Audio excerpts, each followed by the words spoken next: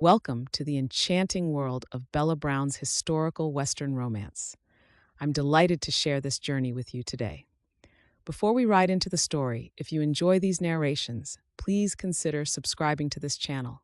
It's a small gesture that makes a big difference, and your support makes it possible to continue bringing these heartfelt tales to listeners everywhere, completely free of charge. Now find yourself a comfortable spot, close your eyes if you wish, and allow your imagination to travel back to the American frontier, where adventure and romance await. This audiobook presentation features His Convenient Bride by Bella Brown, all rights reserved. New York, 1878. It had been a glorious Tuesday for a wedding. The opulent Clairmont home had been decorated throughout with white jasmine and pink camellia, the flowers blooming over door frames, fireplaces, and balustrades, with the windows thrown open to let the beautiful June sunshine in. Orange blossom scent filled the house, drifting over the small wedding party of two families who'd come together to celebrate the union of Tabitha and Humphrey Dubois. Tabitha wore a stunning wedding gown of white velvet and satin, with a bodice of white satin and duchesse lace. The long train followed her around. It hadn't been Tabitha's choice of dress. She'd agreed to it to placate her aunt and her future mother-in-law. Her tulle veil had tiny seed pearls on it and was fixed to her dark hair with orange blossoms. As the only surviving child of Rufus Clairmont, Tabitha had been a spoiled and well-loved child who'd been indulged her entire life. Although Humphrey was from a wealthy shipping family and didn't really need the generous dowry that her marriage would bring. Humphrey was classically handsome and looked suave in his morning coat and dark gray pants and black vest. His folded cravat was silver and complemented his icy blue eyes. "I'm pleased you went with my suggestions for the dress," Theodora Dubois said. She had the same coloring as her son, though her stare could be icier than Humphrey's. "I think it sends the right message to other people." Tabitha smiled at the older woman to hide her confusion.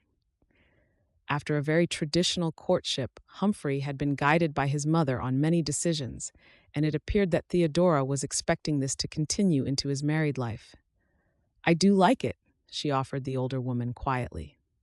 She longed to change into one of her lighter summer dresses as she could feel the basque digging in where the material wasn't clinging to her skin. Prudence, Tabitha's aunt, sniffed as she eyed up her niece. "I should hope that you do. It cost enough, Tabitha."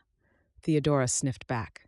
"I'm afraid I don't concern myself with such mundane issues as the cost of things. I leave that to my husband, as will you, Tabitha. The only thing that you need concern yourself with is producing an heir for my son." This was at least a point that Prudence and Theodora agreed upon. "That's right.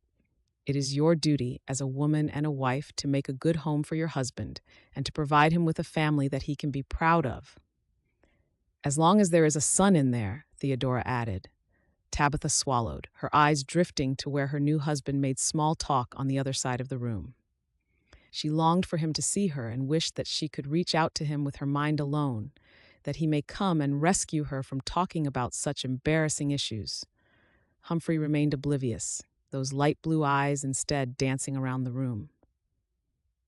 "I don't want to think about that yet, Aunt," Tabitha said softly. "I am just married." "You need to pull your head out of the clouds, my dear girl," Theodora informed her tartly.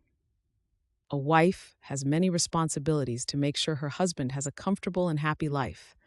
Marriage is hard. Take it from someone who knows. Love will fade away, and you will need children to fill your home. Humphrey is a man, and men are fickle creatures." Tabitha looked back at her husband, trying to dispel the gloom of pessimism that threatened to shadow her day. He looked at her then and gave her a smile. She couldn't ever imagine any feelings other than adoration for Humphrey. Chapter 1. 1888, 10 years later.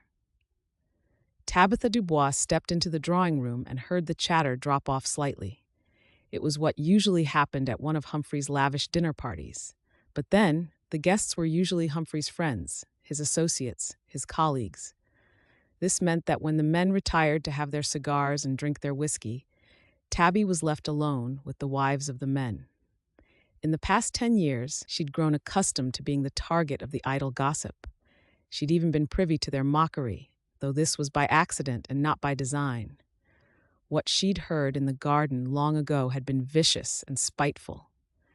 She knew that the women here now commented on Humphrey's duplicitous behavior and their marriage and talked about her. Tabby had given up long ago trying to work out if any of the women who were sharing her furniture and drinking her wine had been to bed with her husband. The drawing room was as opulent as the rest of the Dubois house, grand and fashionably furnished, with no expense spared.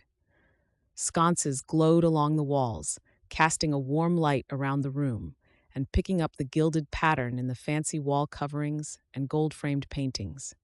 A fire simmered in the hearth now, pushed back against the November night chill. "Tabitha," Theodora motioned her across the room. "Have you heard the news? Mrs. Fulton is expecting her third child." Tabitha peeled back her lips in a facsimile of a smile, expecting the shaft of pain and allowing it to pass at the words. Something else that she was used to. "That's truly wonderful news," she said to Mrs. Fulton. "I shall give thanks for your blessing in my prayers tonight." Tabby took Mrs. Fulton's hand and patted it. "Thank you, Tabitha," Mrs. Fulton smiled. "Your words are very kind." Tabby meant her words, though she knew that Theodora had more callous intentions in drawing this matter to Tabby's attention. "Every child is a blessing, don't you think?" Mrs. Fulton said, oblivious to the undercurrents between Tabby and her mother-in-law. "Though I'm certainly more tired this time. Is that normal, do you think?" "What are you asking her for?" Theodora's lips pursed. "She can't even manage one, let alone 3. Smile stiffly in place, she could see the embarrassment of Mrs. Fulton as she realized her faux pas. "I'm sure it's just normal, Mrs. Fulton. I imagine you're run ragged by the 2 boys." Mrs. Fulton sent a quick look at Theodora before she gave Tabby a small, grateful smile. "Why, yes, I suppose that's true. They are a handful." 2 boys, Theodora said pointedly. 2. Tabby did give Theodora a look then. Yes, she thought bitterly. 2, when I cannot even have one. I get the message. Even though she was used to the comments, it didn't lessen the burning pain. But she wanted to placate Mrs. Fulton, who appeared quite distressed. Tabby quickly changed the subject and talked about the upcoming church meeting. She took herself up to bed once the majority of her guests had left. She allowed her lady's maid Helen to assist her with her corset and sat obediently as Helen brushed her hair, the dark brown lengths like burnished wood in the candlelight.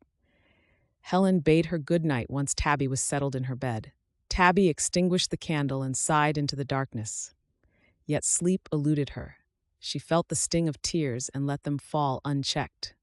Alone in her chambers, she didn't have to put up the pretense here. An anguished ache pulsed through her. She was lonely and miserable. She had failed in her duty as a wife and left her husband without an heir. Hen pro study. Once her aunt had passed away, Tabby was left all alone in the world. Not that her aunt had ever been truly sympathetic towards her brother's only child. She'd carried out her promise of raising Tabby and had delivered her niece into what she perceived to be a reputable family. Tabby didn't have friends to confide in. Being the wife of a Dubois, one of the wealthiest households in the state, was a privilege, and she was supposed to be eternally grateful. In return, she was expected to have delivered her husband a suitable heir. It's not like she hadn't tried. She had been a good wife, had lain with her husband, and she had prayed hard. Yet each month had passed on by. Humphrey had grown bitter and savage in his treatment of her. Eventually, he had stopped visiting her bedroom in the evening. Instead, he had blatantly begun to flirt with other women in front of her, as if this would urge her wayward body to do as she wanted it to. Tabby had withdrawn from him further, and she wondered if she was meant to fight for her marriage harder by trying more, trying to be better, to be more patient, be more loving. Her mind raced in the darkness, and frustrated, she threw back the covers. She knew that by now the house staff would be in their beds. She also knew that Mrs. Kirk, the cook, would have left her a pan and some milk out. The old cook was used to the lady of the house wandering about the place at night as her insomnia took hold. She slipped from the bed and gathered up her gown, lighting the candle from the fire that still smoldered in the fireplace. She quietly opened the door and slipped through the gap, padding lightly along the passageway towards the stairs. She drew up short, when she rounded the corner. She spotted the couple entwined outside Humphrey's bedroom door. When her husband's dark head lifted at her startled gasp and the icy blue met hers across the expanse of plush carpet, Tabby's heart knocked against her ribs. It was one thing hearing about his behavior, but quite a different matter seeing the deceit in the flesh. Helen, her maid, stepped back suddenly and collided with his bedroom door, pressing a hand to her lips as she stared at her mistress. Humphrey turned to face her, a devilish smile on his smug face. "Tabitha, you're supposed to be in bed." Tabby blinked her confusion. He was making it sound like this was her fault again. "Humphrey, in our home." He chortled at her, rubbing his chin, and shrugged. "I'm a man, Tabby. I have needs." Tabby shook her head, then fled back to her room, slamming the door back into its frame and then leaned against it. Angst-ridden tears flowed and she dashed her knuckles to her eyes, frustrated by her reaction. She had known that her husband did this, so why was she upset? She sprung away from the door as it rattled and opened. Humphrey peered around the edge and stepped in as Tabby set the candle dish down on the side and faced her husband. "I hadn't meant for you to see that," he said, "but now that you did, I've been meaning to speak to you for some time." Something in his tone made her stomach do a slow roll. She folded her arms and bit her lower lip, waited for him to continue. He scratched his chin as he looked at her, then his brow with a thumbnail. He cleared his throat. "I am from a bloodline that must be continued, Tabitha. This has been made perfectly clear to you from the start." Tabby was about to argue with him that for that to happen, she needed her husband to be in their marital bed, not the arms of one of the housemaids, but he rushed on. "You have failed in this duty to me and my family. You have failed me as a wife. I mean, looking at the state of you right now, is it any wonder? I am unhappy. This is why I am the way I am." Tabby swallowed, staring mutely at him. "Even now, you have not a care. It's like living with a ghost. You're not a woman, you're a shell. Empty and vacant, Tabitha." He sighed once more and pressed on. "Mama has made arrangements for us to divorce." This time, she couldn't help the yelp of torment that poured from her. "No, Humphrey, we made vows, promises, in church. You can't." He smirked and spread his hands. "The Dubois can, and we will. I need an heir and a wife who isn't a dull bore. There, I've said it now." He exhaled and seemed inordinately pleased with himself. Tabby shook her head. "Humphrey, please, we're married. Until death do us part. Do vows mean nothing to you? I made a promise." He snuffled out a laugh, the mocking sound sending chills over her skin. "I'd rather enjoy the time I have left. Besides, if I have a legitimate child this time, it will get my mother off my back. She's been a dreadful thorn in my side since she found out about that girl having a boy. I mean, the girl says it's mine, but who knows?" His voice trailed off as he caught the dumbfounded look from his wife. "Gosh, I thought you knew?" Tabby shook her head. He already had a son. Humiliation charred her heart, and she turned from him. "Get out," she said dully. "You'll get a healthy allowance from the estate. If you go quietly and without a fuss, you won't be abandoned. Leave, now." She bit out from between gritted teeth. She heard the loud exhale, and then the door banged back into its frame. Tabby covered her face with her hands, as fresh tears dripped between her fingers and ran down the backs of her hands. All this time she had thought that people had been speculating on the many affairs that her husband had been dallying in. How many people knew about his child? Then came more questions, battering her bruised heart so that she sank into the carpet. She pulled her knees into her chest, and she wept. Wept for the naive young woman who had given herself to her husband, for the children that she had never known, for the loss of happiness that was never truly there. Chapter 2. Sequoia Meadow Sawmill, Deer Banks, Montana, 1888. Seth. Seth Webb settled his hat on his dark head and stepped out into the Montana mountain air, pulling in a deep lungful to try and settle his nerves. He'd spent his Sunday afternoon with his brother and his young family after not being able to sidestep the invite when his sister-in-law Sarah had caught him by surprise at church that morning. Most weeks, he ducked out of these events, but it was the anniversary of his pa's death, and he wanted to show willingness. His pa was all about family and would appreciate it that they all got together to share a meal and reminisce, even if it was interrupted constantly by Levi's incessant questions. Seth heard one of the youngsters set up a wail as he crossed the yard of the home that his parents had built, and that his brother Ansel now shared with his wife and their 2 young children. He glanced at the window that his nephew was currently framed in, where he was beating against it with a stick to get his uncle's attention. He loved his nephew Levi, and even the little baby Rose. He just preferred them from a distance. When Ansel had started making cow eyes at Sarah, the daughter of one of the men who worked at the mill, Seth had refrained from making any comments about how his brother had begun to change. He'd teased his brother about drifting off into a daydream instead of dealing with the work at hand. When he'd begun to court her proper, taking long buggy rides and walking back together on Sundays, he'd not complained. After their father had passed, when Seth had been trying to work out how to manage a busy mill and he'd had to click his fingers in Ansel's face to bring him back to the room, he'd not said a word. Because truth be told, Sarah had been easy to welcome into the family. Sarah was pleasant and biddable, with enough sass in her to keep things entertaining. She adapted to the very busy life at the sawmill and appeared to enjoy a good level of banter with the lumberjacks that lived in the bunkhouse. She melded well with the wives of the workers who lived in the small cabins provided by the sawmill. She just seemed to fit. Then, when their first child Levi had arrived, and Seth had seen how his brother's concentration had shifted further from the family business, he'd had to be patient for longer. He'd assumed that once the magic of his first child had worn off, Ansel would in fact return to work with the same vigor and attention that Seth believed had made their sawmill the best and the most successful for miles. Because when Ansel was focused, he was a brilliant businessman. However, Ansel spoke of nothing but his child, the wonder of the incremental steps that the baby made. Seth got it. He truly did. Children were a blessing. He just didn't get why it had to eclipse every single conversation or interrupt his business meetings or wake him bawling in the middle of the night. In the end, Seth had had his own place built on their land, away from the main house, explaining to his brother that he didn't want to be in the way, when in reality he longed for some peace and quiet. Even today, with Levi kicking the table and Rose babbling away, the noise had been almost overpowering at times. How Ansel got any work done at all was beyond him. Seth could barely hear himself think.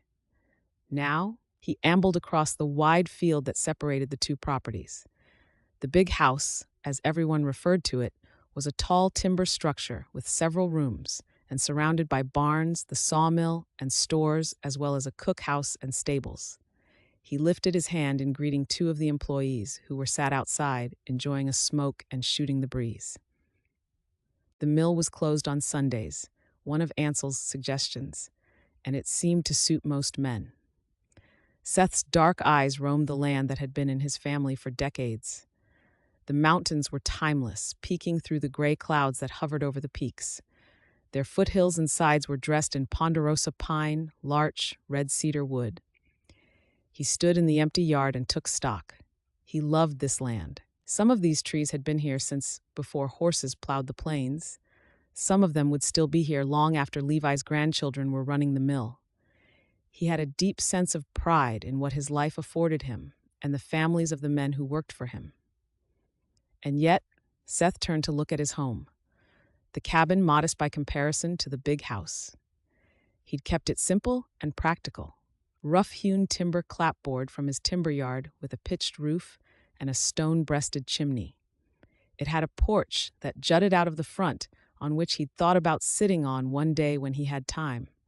It didn't have a chair, and he was yet to watch the sun setting across the mountains. There was always something else that needed his attention. There was no fire in the hearth because Seth lived alone. Usually, that didn't bother him, but recently, with all of the work that he had to do, picking up the slack to drive the business forward, whilst Ansel was distracted by his offspring, Seth had the tickle that something was missing from his life. Today, he realized what it was. He wanted company. He needed someone to help him with the house. It had come to him as he'd been speaking to Sarah over dinner. He wanted a wife, not a family, but someone to come home to keep his house clean, to have his dinner ready for him at the end of a busy day. He wanted companionship, friendship, nothing messy or complicated. He didn't want a wife in the traditional sense. He wanted clean and simple, just like his house, and definitely no children. It was going to rain soon. You could smell it in the air. Seth tucked his thumbs, his belt, and rocked back on his heels, and as the first fat drops struck the tips of his boots, he made up his mind. He was going to follow Ansel's steps and look for a catalog woman. Chapter 3, New York, February 1889. 3 months later. Tabby sat alone in her parlor as the fire crackled pleasantly in the fireplace. The small apartment in Manhattan was in a new building called the Stuyvesant Apartments. The building housed other domiciles, and its strange, Gothic-looking front had caused quite a stir when it was first built. She pushed her china cup to one side and eyed the newspaper that was on the table. Although she enjoyed the small space and not having any servants hovering, the place had begun to feel almost claustrophobic of late. Theodora had tried thrusting a servant at her, one of her mother-in-law's choosing, but Tabby had resisted. It felt like the Dubois family wanted to keep an eye on her. Tabby already had the scandal of divorce, compounded by Humphrey's flamboyant lifestyle that seemed to have accelerated recently, if the latest gossip about him was to be believed. She had taken to hiding away in her apartment, plagued by the looks, the whispered taunts, and the sniggers whenever she was near. The only person that she saw was her neighbor, Edith Steinman. The other woman was pleasant, though Tabby still kept her distance, just in case. She was living the life of a hermit, too ashamed to leave the house, trapped by having agreed to leave her Marshall home without a fuss in exchange for a healthy allowance and a roof over her head. A roof that was paid by the very people who had put her into this dreadful situation in the first place. The newspaper print blurred through her tears, and she swallowed over the lump in her throat. She didn't want to shed any more tears over this. It was time to take action, she told herself, and this was a good solution. Tabby had heard of the Matrimonial Times. Many people had. Mostly she felt that it was held in an almost pitiful, sometimes shameful regard. She stared at the copy on her small mahogany table. Could she marry a stranger? Her gaze traveled to the window, to the flurries of snow that fell past the glass. Far below, the street sounds were muffled as buggies and carriages raced over snow-covered cobbled streets. She looked at the paper once more, indecision battling within her. She had a nice and comfortable life here. Now, there was no one watching her, no maids to distract her husband or undoubtedly report back on her actions. It was a guilt cage, though. She was still alone, now lonelier than she'd ever been. Time seemed to fall away, and her empty days yawned ahead of her, compounding her isolation. She hid away from the public eye and the scorn. She'd even stopped attending her church because of the idle talk.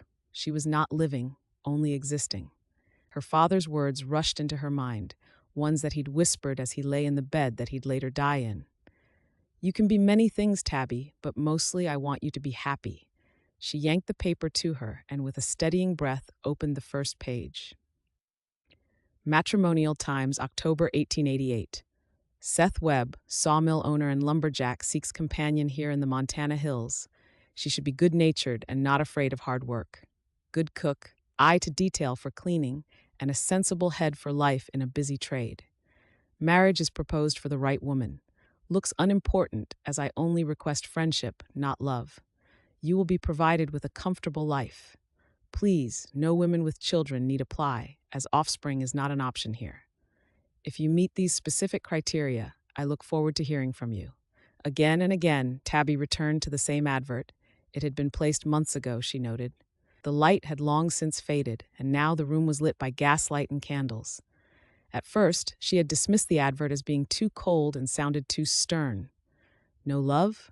What kind of marriage would that be? The man sounded incredibly picky, but it was the one that kept sliding back into her mind. No children.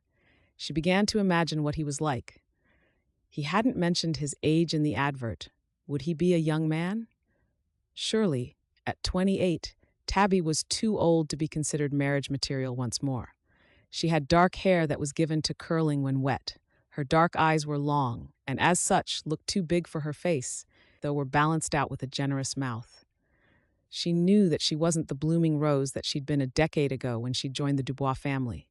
A simple arrangement of friendship, clean, clinical, unpretentious. She got herself ready for bed, pulling on a cotton nightdress, and sat down at her white cottage-style dressing table, musing thoughts on the idea of friendship, not love. She'd been in love, and it had been messy and painful. She'd failed as a wife. For reasons that she did not know, she was not meant to be a mother. She'd given up praying for her miracle, and instead prayed for the strength to let go of her pain and her contempt for the Dubois family in the unwanted persecution of her. As she brushed out her hair and braided it, she realized that she was starting to think of things that she would write in her first letter to Mr. Webb. She'd sleep on it, she thought. Maybe tomorrow she wouldn't be as emotionally wrought as she felt tonight. In the cold, wintry light of the next morning, Tabby composed her first letter to Mr. Webb and asked that Edith post it later that day. Dear Mr. Webb, my name is Tabitha Dubois, though this is my married name. I am a divorced woman who is looking to escape a city whereby my ex-husband's family is well known. It is shameful to admit my divorce, for I am a clean and good Christian woman, but, alas, I am unable to have children. I say this not to embarrass either one of us and presume a physical relationship, but to be honest, and so you see that I have done no wrongdoing to cause my current predicament. Your advert asks for a companion. I am 28 years old, I have dark hair and brown eyes, and am of a slight build. My ex-husband's family was in shipping, and my father was a businessman, though he left this mortal world 12 years ago. I have limited experience in business, but understand the need for devotion to it, as maybe you would a family. I consider myself to be well-read and intelligent, which could be useful elements to seek in a suitable companion. I think that I am sounding like I am selling myself, but I just want to be truthful so that there are no hidden untruths. I feel like I have had enough of those in my life already, and I would enjoy an uncomplicated bond with a friend. If you think that this would fit your criteria, please reply with some more details about yourself.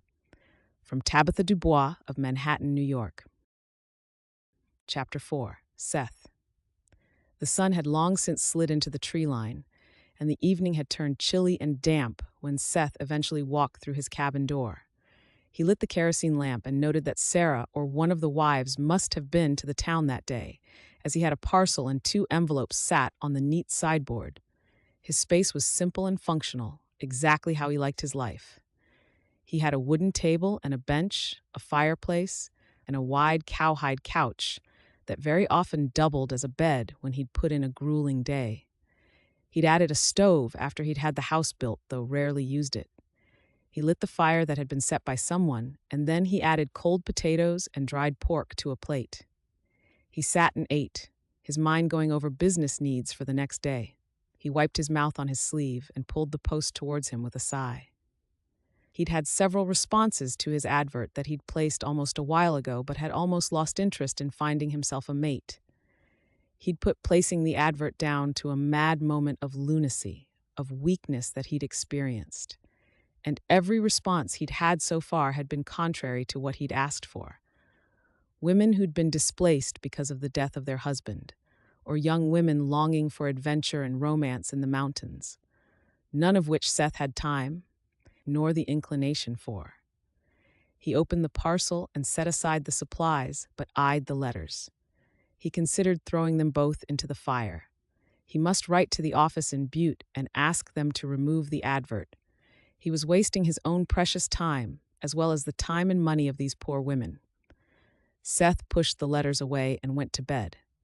When he got home the next night, the letters were still sat where he'd left them the night before. He went through his same ritual, lighting the fire, though this time he'd had to empty the ashes out of the fireplace and heat the stew that had been left in a dish for him over the flames, and tonight he poured a whiskey to ward off the damp chill in the air.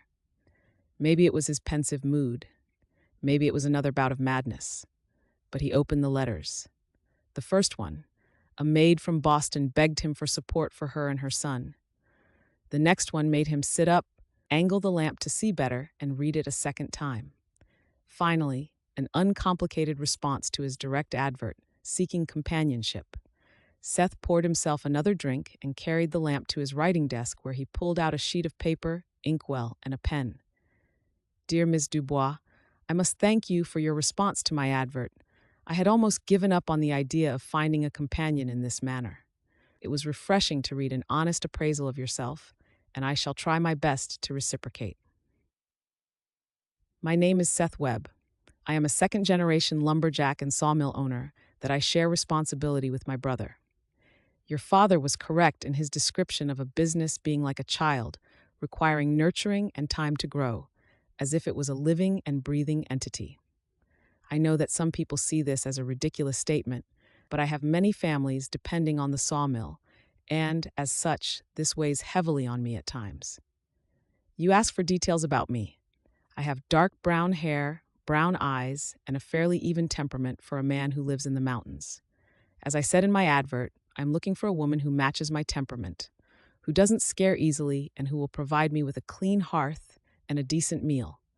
You must be prepared to spend days alone and not pine as some women can do. In return, I offer you a roof over your head, food in your belly, and a man who won't raise a hand in temper to you. My papa would have my hide, even if the good Lord Jesus didn't see me put down for such an act. Should this sound at all appealing, please write back to the address that I will put below. Mr. Seth Webb, Sequoia Meadow Sawmill, Deer Banks, Montana. Dear Mr. Webb, I received your letter this day. It arrived promptly, considering the distance it has had to travel. Your criteria reinforced your advert specifics, and I find them to be acceptable. I am not looking for love. I don't believe that I am capable of such an emotion. I have a small apartment right now in the city, though it belongs to my ex-husband's family. I am not happy here. However, I do like to keep an organized and clean abode in which to live in. They say a tidy home means a tidy mind, and that cleanliness is next to godliness. Could you describe to me the area in which you live in? I am trying to imagine it, but having been in the city for my entire life, it is currently beyond my visions. My father devoted much of his life to business and left the running of the house to my mother, though neither of them survived much past my 12th year, and I was raised by my father's spinster sister. Her values and his were similar. Sometimes I wonder if this is why my marriage failed. It may be a whimsical, female-type request, but can you also describe your home? If I am to keep house there, I should like there to be no surprises. Of course, this is presuming that things progress to that stage. From Tabby Dubois. To Ms. Dubois, I am wiring this on a Sunday evening. It tends to be the quieter day so that the men who work for me can spend time with their families and attend the local church. Are you a church woman? We have a lovely local church to us in the local town, which is about 5 miles down the track as the crow flies. Sequoia Meadow Mill, Montana, is in the hills. The sawmill is perched on the side of the hill. I have a small built timber home made from my own yard that is set in a small paddock. I can see the main house from here, though my brother and his young family reside there. I like my space and am currently enjoying the peace and quiet in the evening. We are surrounded by forests of Douglas fir and western yellow pine. There is a river next to the mill that is used to bring the trees in from higher up the hill. We supply businesses all over the West with timber to make stalls that go underground to support mine shafts in Butte, as well as railroads and construction, so our fine Montana timber is as far away as Missouri. This makes me proud that my pa's small business is helping build the frontier and make way for future generations to make their home here. Deer Banks is the local town and is modest with what is needed to supply local families. We have hotels, saloons, general stores, a textile store, what you'd expect to find in a small mountain town. We even have a swing station where the stagecoach brings post and other vital supplies, as well as transport for the workforce. There are several smaller towns along the river, but Deer Banks is the most populated. You would need to take a wagon and a horse to the nearest town by yourself. So you see what is meant by needing someone who doesn't scare easily in these parts. I am telling you this to be as transparent as you have been too.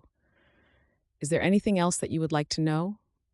I would like to know if you are communicating in this manner with other prospective husbands. You are the only one I have replied to. Signed, Seth Webb, Sequoia Meadow Sawmill, Montana.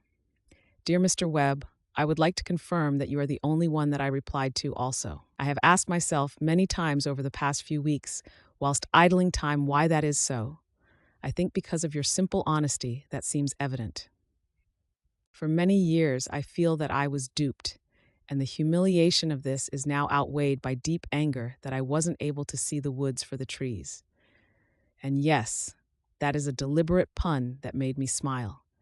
I don't mind that you are seeking companionship and wonder if maybe one day we could be friends who share a home. I have stopped attending church because of the acute embarrassment and scandal that has plagued me since the demise and dissolution of my marriage. I do miss the sanctity of my faith, and whilst it has been deeply tested, I must believe that the Lord has a plan for me, and He has put me in touch with you. I should very much like to see the church that you described in your last letter. The house sounds homely and delightful, though I'm sure coming home to a lit fire and a good meal would be a nice change for a man who works as hard as you say. A wagon? I'm not certain how I feel about driving one independently, though I'm almost positive that there are more two-legged people here in the city that I fear more than the four-legged variety that may lurk in the forests around your cabin. Is there anything more that you would like to know about me or my life? Please do ask. The anonymity of being able to get to know someone in this manner is at once liberating and fun. Signed, Tabby Clairmont.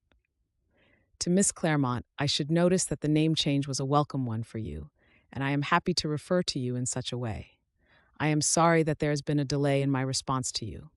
I know it is only 2 weeks, but the sawmill has seen an uplift in trade orders, and I have had to take on more employees, some of whom now are living off-site. My brother and I are now searching for more land upon which to build and extend the living quarters so that we may keep them close by. I am afraid that this is the life you should expect. Your last letter was amusing, to say the least. I am offering to send you money should you require it to travel west and be my companion. I appreciate that this may seem rushed, but I am not trying to woo you, nor romance you.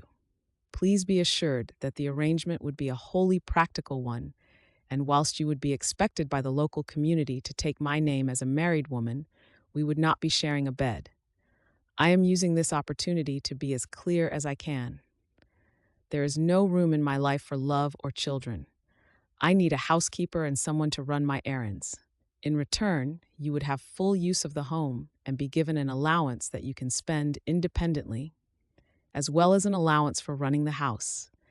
If these directives sound favorable, then please reply in the affirmative, and I shall make the appropriate provisions for you. From Seth Webb. Chapter 5. Tabby. Tabby had caught the train from New York, taking a seat in one of the fine, first-class cars with their plush velvet-covered benches and uniformed butlers that fetched refreshments to her. As she sat down, she didn't look wistfully out of the window. She wasn't sorry to be leaving the city. Her aunt had been her only living relative, and she'd passed away a few years ago now. Tabby hadn't even given notice to Theodora that she would be leaving, nor did she leave a forwarding address with her, even though her studious nature told her that it was the more polite thing to do. She had left the address with Edith, though, which assuaged any remorse she had for slinking away from the place. Her mind had dilly-dallied over her decision to leave. She could be embarking on a dangerous folly, and she was full of misgivings about what could go wrong. She thought that if no one knew that she was leaving, then it wasn't going to lend fodder to the gossip mill that had chewed her up and spit her out once already this year. Besides, if she did have to return to the city, if it all went horribly wrong, she could return without people being aware of her rash decision. She kept her gaze studiously ahead as the whistle of the platform guard was given. The train jerked, filling the station with its sooty vapors, and clanked its way to life with a metallic screech before it chugged its way out of the station. It was only when she was beyond the city limits, as the skyline fell away to one of more rural dwellings, interspersed with greenery and trees, that she turned her head to look. The train crossed through the states of Ohio and Illinois, passing wide bodies of water that were big enough to be seas, heading further west out through Minnesota. It made stops along the way, sometimes allowing passengers to alight and take on refreshments while the train uncoupled cars. Tabby kept her own company. Many people passed through the cars, and she marveled at the variety of folk who were traveling. Smartly attired gamblers, mixed with elegantly dressed ladies, with shifty-looking desperado types avoiding eye contact. A few of the women who were traveling alone tried to engage her in conversation. They too were to be brides who'd met men in the same manner as she did. Tabby was pleasantly surprised to hear of the excitement that these women had, though none of them were meeting their future husbands for convenience. Mostly, it was for love or adventure. She admired the spectacle of the scenery that she passed through. It was breathtaking. From plunging granite cliffs ending with foaming rivers that cascaded down deep gorges, to the wondrous vistas of the mountains, where spruce and Douglas fir clung to the rocky outcrops. Sometimes it seemed as if all she had to do was reach beyond the window of the train, and she could touch the wispy clouds that drifted past. It took 8 days for the train to roll into Livingston, Montana. The air smelled fresh and crisp when she stepped onto the platform, and she had a young boy fetch her case and a small trunk to the street outside, slipping a coin into the cheerful chap's moist hand. She closed her reticule and took a look around. She saw a woman with light brown hair wearing a simple skirt and neat jacket. She has a small smile playing around her mouth as she watched the crowd of people flowing out of the station. As people began to disperse, the woman looked to Tabby again before she approached her. "Might you be Tabitha Clairmont?" It still shocked Tabby to hear her maiden name once more, and it took her a moment to respond. "Why, yes, that's me." The brown eyes sparkled. "Oh, good. I'm Sarah Webb. Seth asked me to collect you. I have to say you were a bit of a shock." "I was?" Tabby took the opposite end of the trunk to Sarah when she indicated her to do so, and they carried it between them across the street to where a low bed wagon was parked. "Yes, ma'am. Seth only sprung this on us last week. We didn't have a clue that he was romancing a city girl like you, let alone had proposed a wedding. It's been quite the flurry of activity trying to organize stuff." She sent Tabby a warm smile as they slid the heavy trunk onto the trailer. "Mind you that Seth, he is insisting on a simple wedding, no fuss or muss. Just a visit to the church and exchanging a few words. You know what these men are like. They don't like a hassle. I said to Ansel to wait until you got here, and you would soon have him hopping to the right tune. Men just don't understand that a wedding day is a special kind of day. We need the flowers and the fancy dress and to be romanced too." Tabby processed the information as Sarah rattled on, trying to keep up. "Oh, well." Tabby's voice drifted off as she wondered what exactly Seth had told them about her. She needed to get the story straight first. "Where is Mr. Webb?" "Oh my," Sarah chortled as she pulled herself up into the wagon. "You are fancy. We don't stand on ceremony in these parts. You can call him Seth. He is at the mill. Where else would he be?" Tabby took a moment to haul herself up, plopping down most ungraciously as she turned red-faced to Sarah. "You made that look so easy." Sarah burst out laughing. "You'll get used to it, Tabitha. This is Livingston. It's a busy town with lots of trade and people. It's a treat to be able to come here and shop. I already brought what I needed from the town whilst waiting on the train to come. I usually do everything I need to in Deerbanks. I just love it there, though. It's a good trek from here, so we have a little way to go now. I think Seth would have left you meet the stagecoach had it been left to him." "So Seth says you're from New York?" The wagon jerked as Sarah clicked her tongue and they set off. "You can call me Tabby. Yes, I'm from New York. I came from Oregon way originally. My pa worked for Seth's father." I remember the first time I saw Ansel. Whoosh! I fell for him that very day. I didn't think he'd be interested in a girl like me, yet here we are, married and with 2 children to boot. I'm just about as happy as I can ever be." Tabby swallowed on the lump in her throat. She'd had her own whoosh once upon a time, though it had ended very differently. Now, don't you mind me. The Webb brothers are both always telling me that I talk too much, but it's just so nice to finally have another woman in the house. I thought Seth had a place of his own? Tabby had to grip the side of the bench that they shared as they left the town behind and headed out along a bumpy road that had been carved through the trees.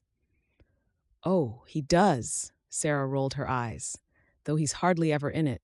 You will have your work cut out trying to tie him down long enough to get to know him properly. That man is always a-workin'. He talks about nothing but the business. I've tried telling him that life is short, but he waves me off like I'm a fly and carries on like I haven't spoken. The town noises fell away as they headed away from the town. Tabby was taking in the sights. The azure sky was cloudless where the sun blazed down upon them. Its light flirted with the tree line, dappling the lane they traveled along. In the shadows, the air was cool and crisp. An eagle soared above, gliding majestically on the gentle wind that teased Tabby's hair. I'm sure, once he's married, he will want to spend more time at home, maybe become a family man, should the Lord see fit. Yow. Tabby allowed the automatic smile on her face, the same as she always did. It was obvious now that Seth was a fiercely private man, if even his family didn't know the convenient arrangement that they had made. Tabby was prepared for a life of companionship. No more gossiping or sidelong looks. She'd wanted this to be her fresh start, and she wasn't about to start correcting her future sister-in-law or adding fuel to the gossip fire by explaining her history. Sarah chatted away amicably. Passed the time, and Tabby found her easy to chat to. She had an easygoing nature and an infectious laugh that had Tabby relaxing as they made their way through the forest, past farms and buildings dotted nearby. Every so often, a lake or a river would wink in the sunlight. Mr. Webb says that you have a fine church that you all attend. Sarah nodded, her eyes on the road ahead as she guided the wagon around a sharp bend and turned again in through a pair of wooden posts. Yes, we do. That pleases me that Seth has chosen a wife who attends church also. You hear of some people who don't, Tabby shrugged, thinking of all of the times she'd avoided the crowd recently by staying in her apartment. Some people have their reasons. Ah, here we are. Sarah slowed the horse to a walk. Through the trees across there, those low cabins are bunkhouses for the men. The little cabins that you can just see over that ridge are the family dwellings. The small square one at the side, that's the cookhouse. Tabby saw roughly hewn timber buildings peeping through the trees. The smaller one had a wisp of smoke curling into the air from its chimney. She could hear the distant hiss of water where it tumbled along, the sound swishing through the air as the breath of wind rustled the trees. She could also see several larger buildings, odd-shaped, each with a steeply pitched roof. And the other buildings? Storage sheds, a barn. The bigger one over to the right? That's the mill. You can't see on this side, but there's a river that flows next to it. I can hear it. Sarah clicked her tongue again. The land up to your right, way past where we can see, is all Webb land. The mill here is supplied by timber from up the hill. The lumberjacks fell the trees and they use the river as a type of chute to send the wood down for the mill to cut it down. Sounds fascinating, Tabby murmured, trying to get a better look by stretching out of her seat. Not when all you hear is this and that about the mill, though you'll know what I mean when you meet Seth. The land flattened out into a wide yard that was roughly circular. Pine and spruce trees framed the railing fence line. The main house was 2 stories and butted up against the fence. A smaller single-story box adjoined the main house. The yard was artfully arranged, and Tabby could see 2 horses poking their heads over stable doors. Chickens pecked the earth in the yard and scattered as Sarah reined to a stop. Welcome to Sequoia Meadow Mill.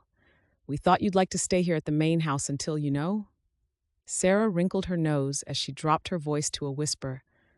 The wedding night. Tabby's eyes widened at the suggestion. Thankfully, she wouldn't have to contend with that as an issue, unless Mr. Webb wasn't a man of his word and would expect conjugal rights. Unease rippled through her as she slid down to the ground. She only hoped he was as truthful and honorable as he'd made himself out to be, Or had she made a terrible mistake in coming here? Chapter 6. Seth.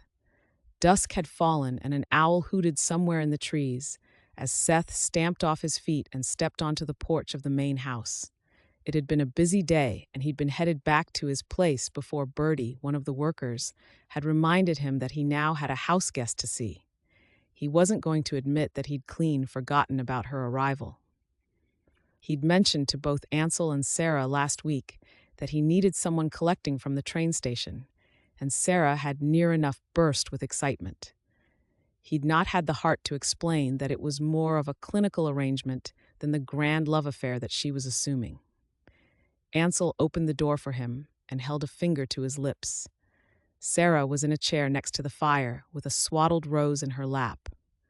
The little girl's lips still making sucking motions with her mouth, though Sarah was no longer feeding her. "We were expecting you over an hour ago," Ansel said quietly. Seth pulled off his hat and ran his fingers through his hair quickly, eyeing the sleeping child as though she was a wild bear who might wake at any moment. He didn't think his frazzled brain could cope with such an event. "I had to finish some work off, then check the paperwork," Seth replied. "That could have waited until tomorrow," Ansel said. "You don't always have to do everything yourself." It was on the tip of his tongue to remind his brother that if it were up to him, probably none of these administrative things would be seen to, but he held back. Sarah stood and carefully set the sleeping little girl in a cot in the corner of the room. She waved both men towards the kitchen at the back of the house. "Here." Sarah set a plate of food on the table and pointed it to Seth. "I put this up in case you were late. I'm afraid you've also missed your bride-to-be." Seth grunted as he cocked a leg over the bench and sat. "Thank you. Is she, okay?" Sarah frowned at him. "You know, for someone who, as of last week, hadn't ever expressed any interest in women, you don't seem all that excited to have one in your house who's agreed to wed you, Seth Webb. She's fine." "Pretty," added Ansel as he sat opposite his brother, setting his forearms across the tabletop. "As a button." Sarah folded her arms and gave her husband a look. "I mean, from a brotherly viewpoint, of course." Ansel waved it away. Seth put a forkful of food into his mouth and chewed as he looked at Ansel. It occurred to him then that he hadn't much considered how Miss Clairmont might look. He dealt with it the same as any problem he ever came up against. He'd simply come up with a list of qualities he needed in a woman and tasks that he wanted taken care of, breaking down the quandary into manageable chunks. Marrying someone was just a means to an end. "Where is she?" "Settled into one of the rooms upstairs. She's a bit shy and unassuming," Sarah added. "In what way?" "Well, she didn't seem all that excited when I asked to see her wedding dress. I mean, the dress itself is simple enough, but you'd think a city girl like that would have something fancy and special for it." Seth grunted as he spooned up more food. At least she'd had the foresight not to tell his family about their arrangement. Good. It was one less problem he had. "Not everyone is as excitable as you, dear Sarah. I've told her that I'm a busy man and that we'll have to fit the wedding in around work." She agreed that it will be simple and no frills. Sarah snorted. "We will most certainly be having a celebration, Seth. It's your wedding day. You've not so much as even looked at a woman in as long as I've known you. She must be special to you, even if you won't admit it." Sent. Seth cleared the plate and wiped his mouth on his sleeve, then pushed to his feet. His sister-in-law was looking at him as if she pitied him. "Now, Sarah, I know that you mean well, but hear this. I don't have the time nor the inclination for a big wedding day. Miss Clairmont knows this too. That's one of the reasons I proposed marriage. She's up front and not given to dramas. We are going to the church the day after tomorrow. I've already spoken to the pastor." Seth lifted a hand to stem the protest about to leave Sarah's mouth. "That's the end of it. I thank you for the food and the hospitality towards Miss Clairmont." He turned to leave. "That's it?" Sarah asked him. "When are you going to meet her in person, Seth?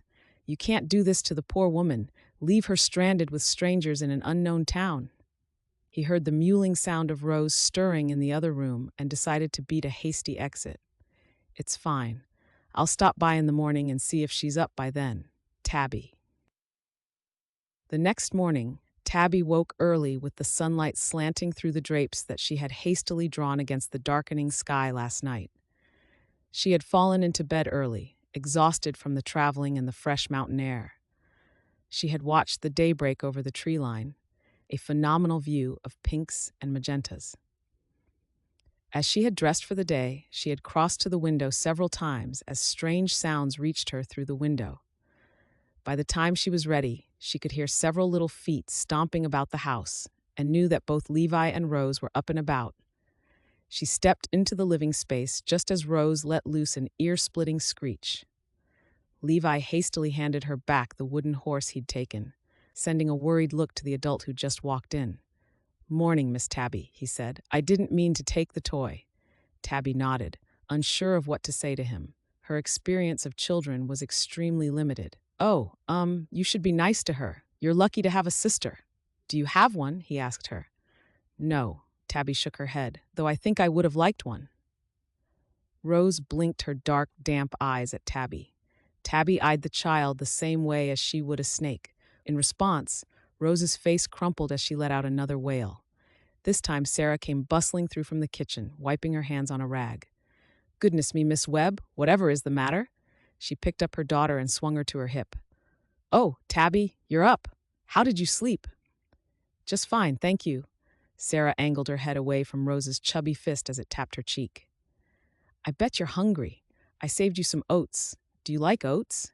Tabby was starving. That would be perfect. "Come on through." She set Rose down to the floor, handed her a toy, and walked through, with Levi following them both. He clambered up on the bench as Tabby took a seat at the table. "Mama, did you know Miss Tabby doesn't have a sister?"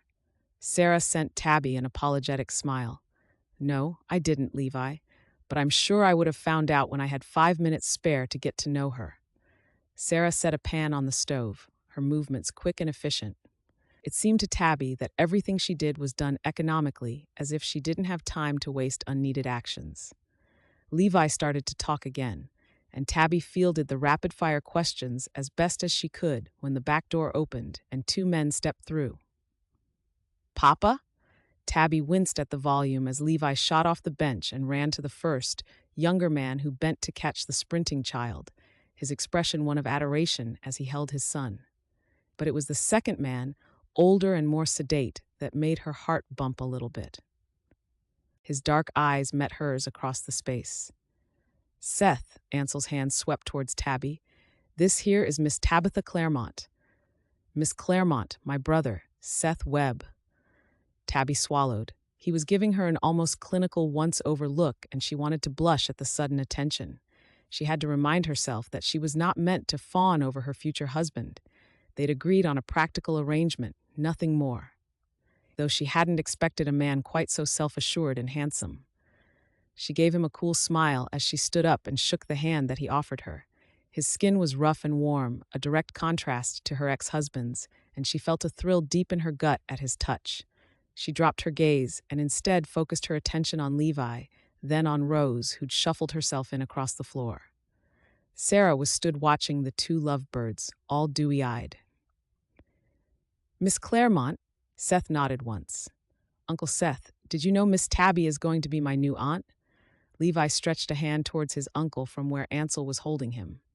"Can you believe that?" "That's true, I suppose. I trust you are finding everything to your liking?" Seth asked Tabby when she glanced at him. "It's fine, thank you," Tabby replied, suddenly aware that she was the central focus of everyone in the room.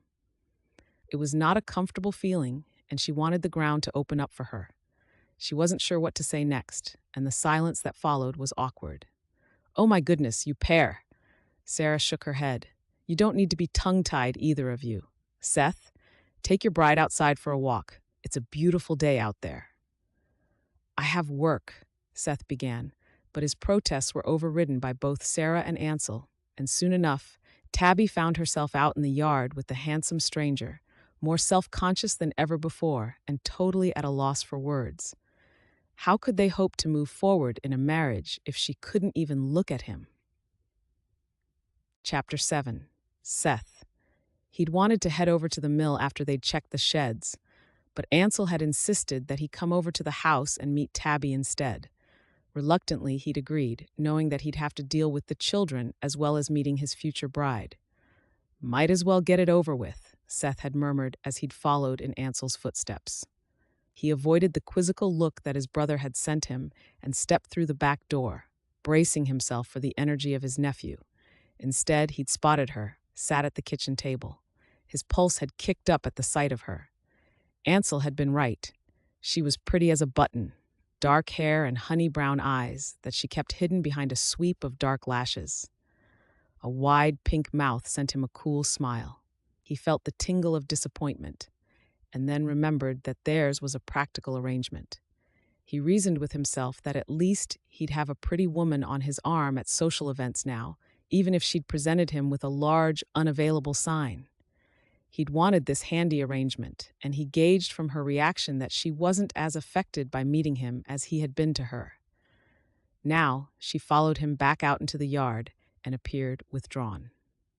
He slapped his hat against his thigh as he searched for words to fill the silence that lapsed between them. "You have a lovely home," she supplied, and he followed her gaze to where she looked over at his lodge. He tried to view it as if seeing it for the first time. He remembered when he'd spent his first night alone there and the sanctuary and peace it had offered him. "It's a decent, sturdy property, not quite the grandness of this one." He indicated the main house behind them, made from timber from our yard. "That's something to be proud of. Your timber," Sarah mentioned that it travels far and wide, too. "Yes, ma'am. Railroads, housing, furniture, mining." "I should like to know how it all works," she replied. Seth blinked his surprise at her. "You would? You're interested in business?" Tabby looked back at the main house and took 2 deliberate steps further away from it. She lowered her voice. "I know that ours is meant to be a practical deal, but it occurs to me that we shall be in each other's company. I think it would be nice to know how the business works, the processes, so that we may have something to talk about. We don't seem to have much else in common right now." Seth wasn't sure how to react to her words. She was firmly putting her thoughts to him that she was here to be a housekeeper and nothing more. This was what he had wanted, and had been explicitly clear over, wasn't it? "I would be happy to give you a tour around, maybe when I have some extra time, though. Of course, I can see that you're busy." The tortured bellow from deep within the big house reached them where they stood in the middle of the yard. Goodness, you wouldn't lose either of them on a dark night. Seth felt his lips twitch. "I love them dearly, but mostly from a distance." She smiled then, and it changed her face. She wasn't just pretty, she was beautiful. Seth found himself wondering about the ex-husband and what kind of crazy man would let her go, let alone throw her away like she was trash. "I'm sure I'll get used to their volume. Sarah doesn't seem fazed by it whatsoever." "Maybe she is partly deaf," he suggested, and Tabby snuffled out a laugh. He wanted to make her laugh more often. "Though, in all honesty, I'm not sure anything would faze Sarah. She's most capable, and Ansel is lucky to have her. I must thank you for not exposing my misleading them." He pressed on when she looked at him, her brow marred with her confusion. "Sarah is a hopeless romantic," he added. "She believes us to be madly in love," Tabby stated. "Well, Mr. Webb, you needn't worry. I signed up to be a convenient bride, and that is what I shall be for you." Seth's smile was forced as he agreed. The back door opened, spilling out Ansel, Sarah, and the 2 children. "Come on, you 2, Sarah called out as she jigged a grizzling rose on her hip. "You have plenty of time to get to know each other after the wedding night." Seth cleared his throat, and a quick look at Tabby told him of her discomfiture. Now, Sarah, you know that talk like that isn't proper. Let's go, Ansel. We've bunked off work enough on this day." Ansel kissed his wife on the mouth, then his children in turn. Seth refrained from shaking his head. It wasn't like he was making a huge journey and wouldn't see his family at the end of the working day. Ansel sent him a dirty look when Seth informed him as such. "Brother, you'll be the same one day with your good lady wife?" Ansel sent a blushing Tabby a wink as he passed on by her.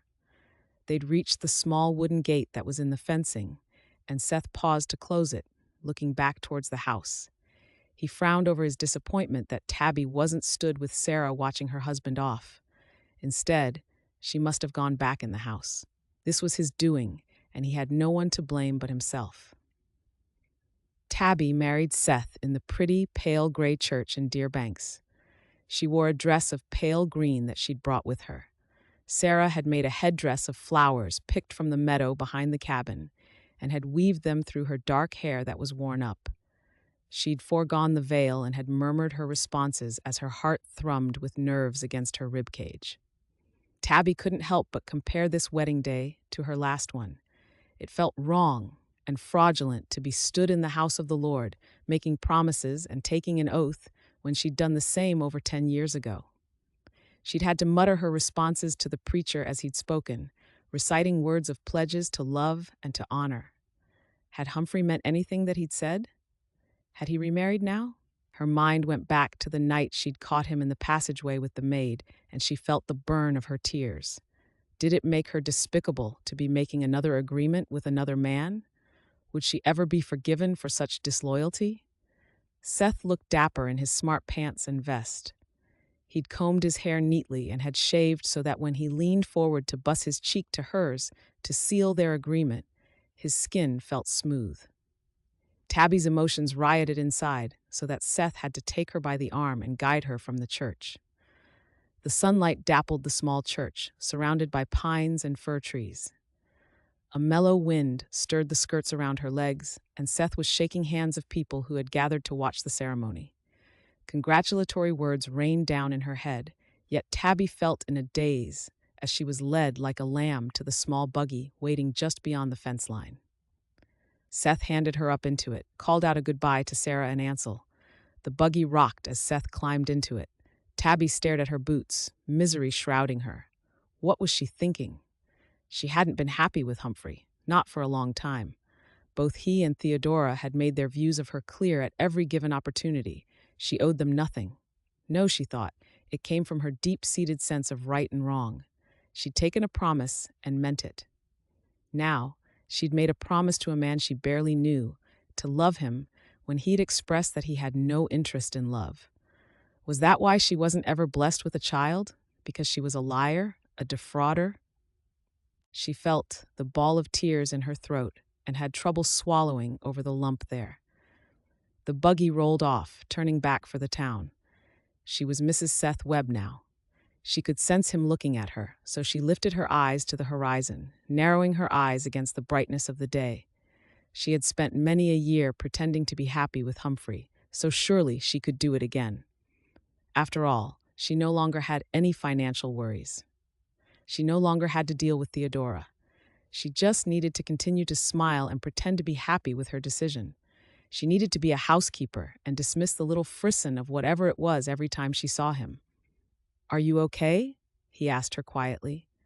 Tabby looked to him then, met his dark gaze with a facsimile smile.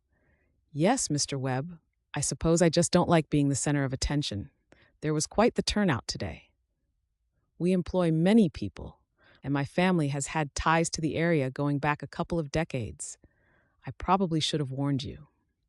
She looked back to the town, over the stores that were irregularly lined up against the edge of the road.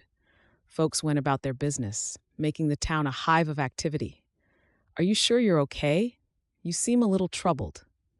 Tabby glanced at him once more, thought about how she had been able to tell him anything when she had written to him without fear of retribution for being honest. Hadn't she wanted the same for her second marriage? She sucked in a breath to bolster herself. "I am okay, though I think it's mostly I feel put out at misleading people. It smacks of dishonesty. We promised to love in the house of God. I don't like liars, Mr. Webb. Yet I have just said a bunch of words that weren't meant. Doesn't that make me the worst kind of person on my wedding day, too?" Chapter 8. Seth. He didn't wince at the raw emotion in her voice, though he wanted to. The tires crunched as they rolled over the dried, muddy road along the street. "I don't think it does," he said, his tone low so that only she could hear him. "Neither of us have made any false proclamations to each other. We have entered into a pact that fits our needs. We've not borne any false witness to each other. People outside of whatever we end up with don't need to be privy to our innermost thoughts.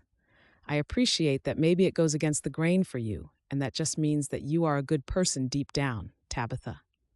When he met her sad gaze, he felt that quickening in his belly. "However, I won't hold you here under duress. I can have the marriage declared void if you don't want to remain here." The words seemed to aggrieve her further. "No, Mr. Webb, that would only mean that I would return to the same place that I was in before." Seth drew the buggy up outside the general store, turned slightly on the bench that they shared. "I don't mean you any harm. I will treat you kindly. I know that you are only here to escape whatever you were facing in New York. Your letters hinted at certain things before you arrived, and it was your openness that helped make the decision to propose. Should you ever want to share that with me, I will care to listen." He paused, scratched his chin thoughtfully. "Though I must say, I think your ex-husband must be completely mad in the head to have let you go. We don't know each other all that well, but you have kindness and decency to you." Tabby stared at him, and he wondered if he had maybe overstepped the mark with her. He had only meant to appease her sense of gloom, not overwhelm her any further. "I'd like to become your friend, Tabitha, and we will muddle through this path together. No one else needs to know the details, and to the outside world we will present a united front of a truly married couple. Then, hopefully, that will ease your conscience." "Oh, okay." Her voice was soft and husky. "I need to call into the store and go across the road to the blacksmith's. He's repairing a blade for me. I'm sure Sarah will have my hide for doing this on our wedding day, but, well, what she doesn't know won't hurt her." He waited for her to nod and hopped down. He went into the store, exchanged a few words with Mr. Adams, the owner, and then crossed the street to call at the blacksmith's. Here, he was held up longer than was intended. He ended up discussing the merits of metalwork. When he was walking back to the buggy, Seth saw the owner of the mercantile store chatting to Tabby, who was openly smiling at something he was saying to her. Jealousy, white-hot and rapid, flashed in him and made him quicken his pace to where the good-looking store owner stood. "Cyril," Seth gave the man a brief nod and tried to calm his emotions. "Ah, Seth, what an unusual sight to see you in town, looking so dapper compared to your usual attire, too." The other man's eyes twinkled from his shared amusement with Tabby. The eyes chilled slightly when Seth handed his shopping into the back of the buggy. "Oh, are you with this delightful young lady?" Seth pulled himself up to his height, towering over the other man. "I think you're referring to my wife, Cyril." He took delight in the gawking look he moved from Seth to Tabby and back. Cyril's voice was small. "Gosh, I had no idea. Congratulations, then." He pulled his pocket watch out. "Oh, is that the time? I must be going." Seth glared at the retreating back of the store owner as he pulled himself into the buggy and collected up the reins. He flicked a wrist and gave a "yah" command, send the horse straight into a trot. Tabby bumped against him with the sudden motion. Seth steadied her until she'd righted herself, and the buggy whizzed out towards the edge of the township and back towards his hill. Seth didn't want to analyze too closely why he felt this strong, covetous desire towards her when he didn't love her.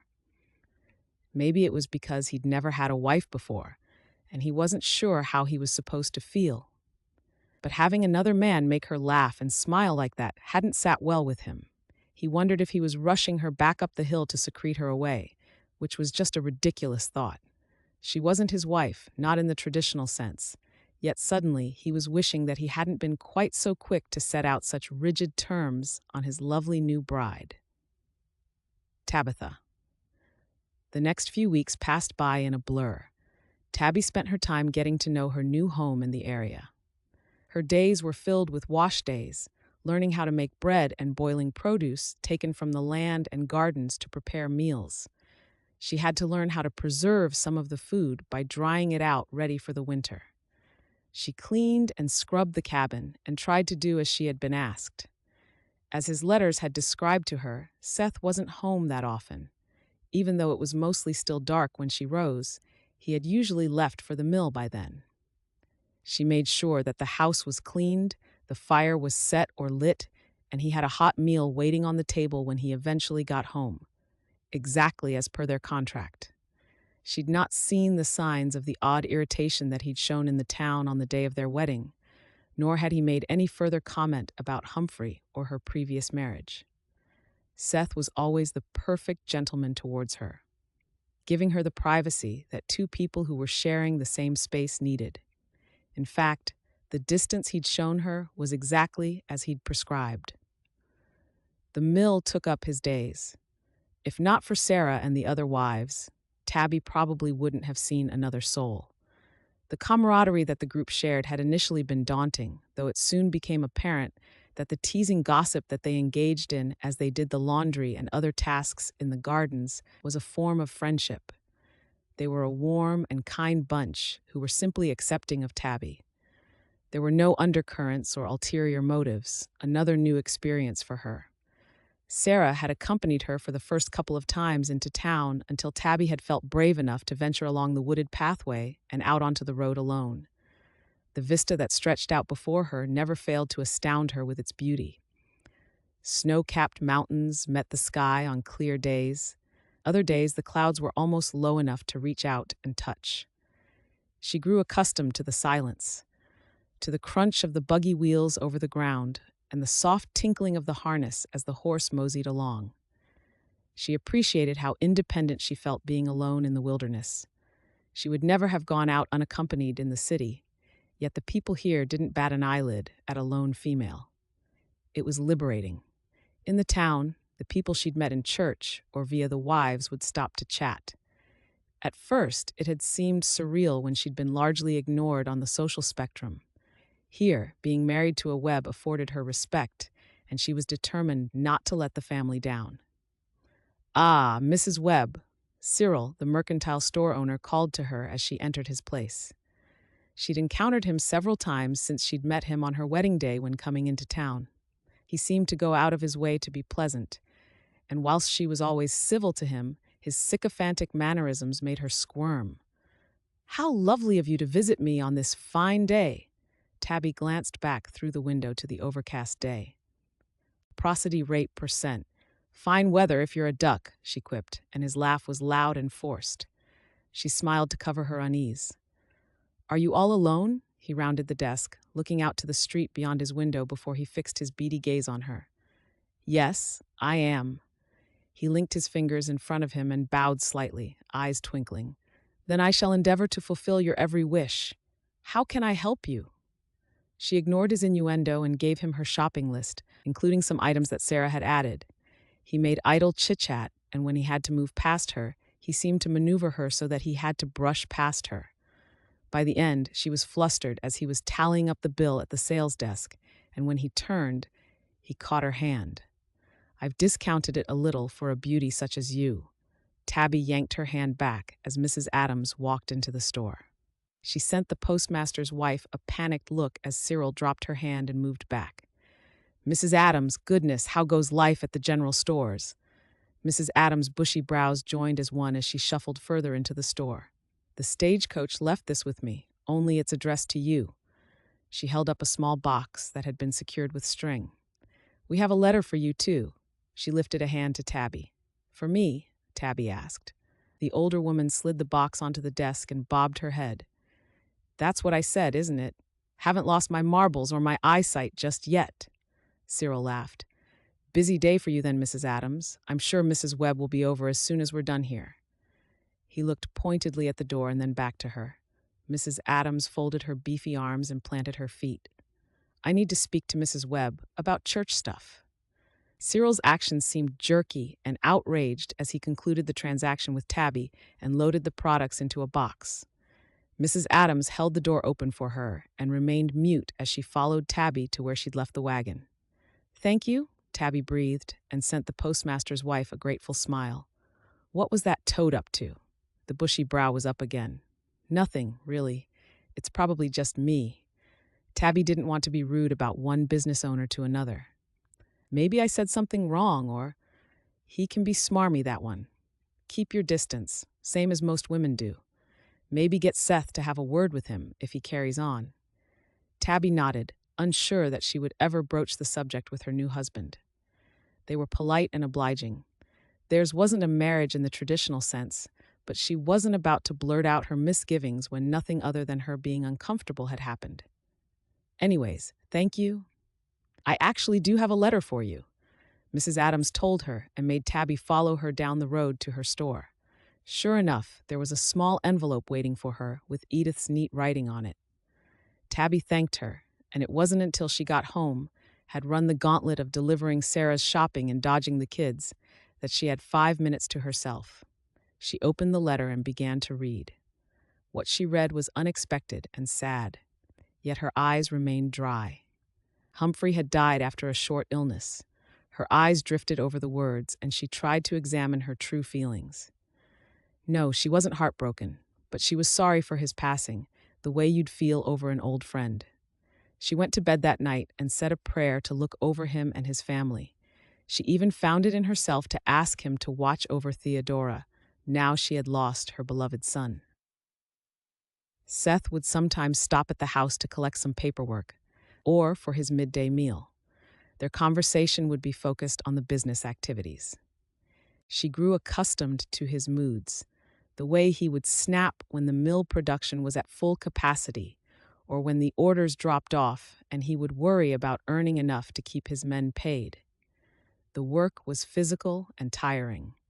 Tabby would fall into bed at night, drifting off as soon as her head hit the pillow, though she was still plagued by insomnia that reached through her dreams and pulled her from a slumber.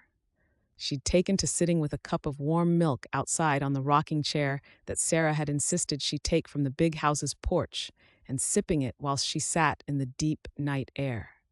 Occasionally, she would hear rustling or that strange piercing bark of a wild dog through the darkness, sounds that eventually she was getting used to.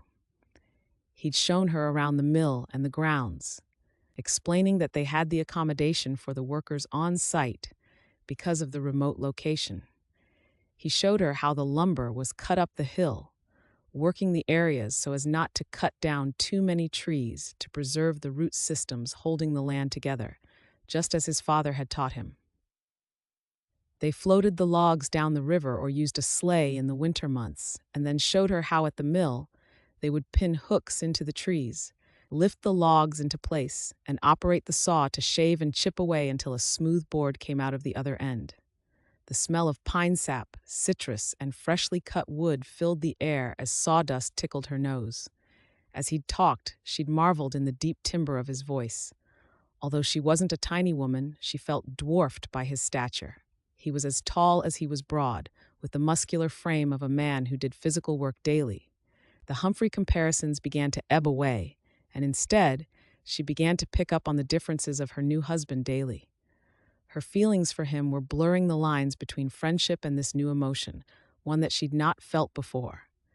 Even now, as she sat on the porch, with the velvet night cocooning her in its bosom, Tabby tried not to evaluate her feelings for Seth. The wind rippled through her hair, and she caught the tang of wood smoke on the breeze. On the few occasions when they'd had extensive talks, he'd been mannerly and civilized. There had been no furtive looks or further comments that had made her heart flutter. Other than his kind words on the day that they'd been married, he'd been the epitome of a gentleman. They had separate rooms at opposite ends of the cabin. She'd been in his bedroom to change his bedding and to clean. She'd felt self-conscious just being in there, surrounded by his personal belongings, as if she was prying into his intimate life. Just yesterday, Sarah had made a joke about the marital bed and then giggled at Tabby's resulting pink cheeks. Tabby set her empty cup by her feet, giving a mental shake of her head. Sarah hadn't meant anything by the words. She wasn't to know that their marriage lacked anything physical. Other than these odd little tingles that she felt whenever he was near, they were making good headway together. Tabby looked to the house and frowned. She'd watched many a sunrise in her lifetime, including a Montana one. There was a glow in the sky beyond the big house. For a moment, she stared, stupefied. Why was the sun coming up on the other side of the house? Then the sudden realization had her surging to her feet as her blood ran cold. At first, the scream was stuck in her throat, and when it ripped free, she ran into the house, yelling for Seth. The mill was on fire. Chapter 9. Chaos. Screams, thundering booms as the flames danced higher into the night sky. Seth had stumbled from his room when she'd woken him, hopped along as he'd stomped his boots on, and then sprinted for the mill. Tabby had run behind him, her heart hammering in her throat as she surveyed the disarray in front of her. Flames licked up the side of the buildings, the heat blasting the team of men as they hollered out instructions. Sparks showered into the air as the fire happily shimmied along the roof and started on the cookhouse, then the bunkhouse. "Stay back," Seth yelled at her as he plunged into the crew of his men who had formed a chain from the river, handling pails of water along the line. "Get to the pump," he shouted at Bertie. A long pipe snaked out as the men hurried about. The wives joined them, screaming at the children to stay out of the way. Tabby lunged forward, snatching one small boy who wanted to help, and she corralled the children around her. It was heading for the sheds, and she could just about make out that they were trying to dampen the woodshed. The stock. They were trying to save the stock. The wind was whipping up now, almost mocking the efforts of the men who battled on. Sarah threaded her arm through Tabby's, her wide eyes mirroring the terror that Tabby felt, shimmering with tears. "Oh, Tabby! Oh, this one is bad!" Tabby couldn't tear her eyes from the scene. She could no longer make out Seth in the group that scurried about. The fire burned brighter, the flames climbing higher as the men struggled to salvage what they could. The wind whipped harder, which only served to drive the fire more. "Everything is so dry," Sarah murmured. "We've not had one lick of rain in weeks." The children started to cry, and Tabby found herself trying to comfort them. The crack of wood as the cookhouse roof gave in sent another burst of sparks cascading through the night air. The wind carried the sparks, and Tabby's eyes tracked them across to the big house. A quick glance there had her heart stuttering in her chest. She looked around the group of children gathered about her. "Sarah, where are Levi and Rose?" The urgency in her voice made Sarah turn as Tabby began to walk towards the big house. "Inside." Sarah screamed as she ran past Tabby. She, too, could see the faint orange glow over the roof. "It was just a boiler room fire," Ansel said. "We've had them before." "Oh, please, no. I thought that they would be safer and left them sleeping. Tabby, help me, please." They burst in through the front door. Smoke, stifling and thick, choked the air and made Tabby's eyes stream. She paused, peering through the gloom, and saw a cloth on the kitchen table. She grabbed it and looked for Sarah, but the other woman was already heading up the stairs. Tabby pressed the cloth over her mouth, trying to hold her breath. As she climbed the stairs, the air grew warmer, heavier, cloying. She could hear the fire crackling in the roof. She pulled down the cloth, sucked in a breath to yell out, but the breath stalled in her chest as she inhaled the smoke. Instead, she coughed as her eyes, starting to stream, had to stop as her head began to pound. She wrapped the cloth over her face once more, using the corners to tie it around the back of her head. "Sarah! Sarah!" She had to feel along the wall, unable to see along the unfamiliar passageway. "Where are you?" "Here." Sarah's voice sounded far off. "Please help. Follow my voice." Tabby did as she was asked, deep barking coughs hindering her, yet she pushed on. "Sarah, I can't find you. Sarah." She rounded the corner and stopped dead in her tracks. At the far end of the corridor, she could see the roof glowing eerily in the dark, the embers of the timbers a white blue. "Sarah, I'm here. Aunt Tabby." Clear as a bell, she heard Levi's voice, cut through the din. "Aunt Tabby, please help." Tabby rushed to the room, had to wrap the metal handle with her nightdress as it was hot to touch. She pressed the door open. "Levi, are you in here?" She saw the little boy crouched low in the corner. Through the gloom, she could make out Rose, who'd pulled herself up at the side of the bed. The little girl held out a chubby fist and cried as smoke was filling the room behind Tabby around the sides of the door. They didn't have much time. "Where's your mama?" Tabby rushed to them.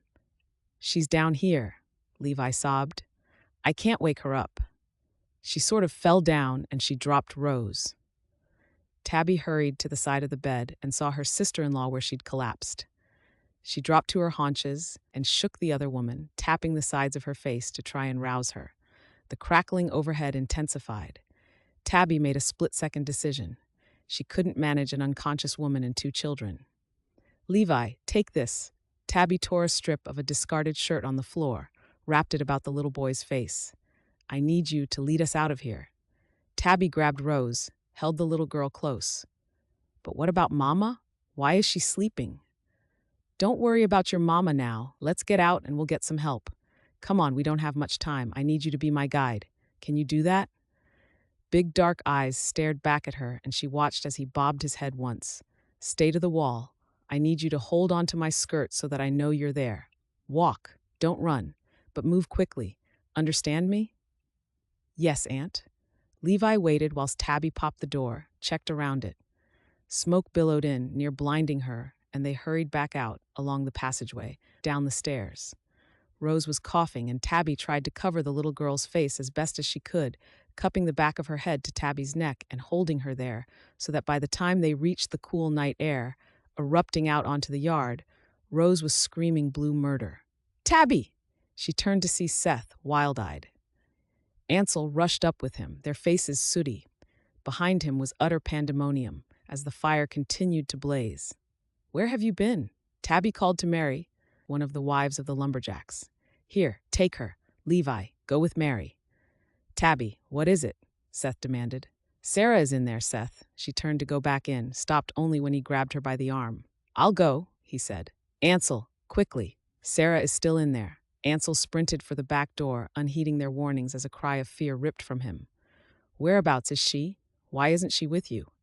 She's on the floor in Levi's room, I think. That's where I found her. Seth, here, take this. It helps with the smoke. She pulled off the cloth that was wrapped around her face and handed it to him, just when the boom filled the air. It was as if time stood still, and everything happened in slow motion. She whirled towards the big house and had to lift her arms to shield her face from falling debris as the roof of the big house folded in on itself. Chapter 10. In the cold light of the dawn, the rain came. Booming thunder rolled along the hills, and the water hissed as it doused the flames and extinguished the last of the glowing embers. The grief that settled over the group was palpable. Soot-stained, grimy faces, uncaring of the rain that fell as they offered what little solace and comfort they could. The families, unhoused by the fire, climbed the remains, pulling loose whatever they could reclaim from it. Throughout the day, more and more people arrived, locals from the town, uniting in the face of such a tragedy. Tabby felt hollow, empty, as she held Rose to her and rocked the little girl on the cabin's porch. Each time she closed her eyes, she would jerk awake again as the horrors of the night filled her once more. Levi stared at the big house, his ghostly pale face despondent. Seeing his anguish caused her physical pain. If only she'd not stopped for the cloth.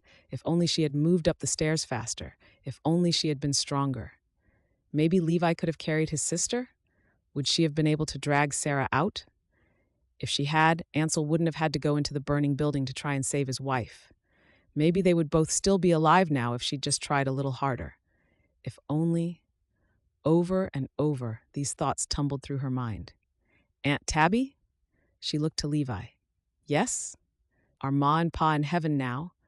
The simple words nearly broke her, and the tears that she'd not been able to conjure up fell freely. She stood up from the rocking chair, adjusted Rose on her hip, and walked to him.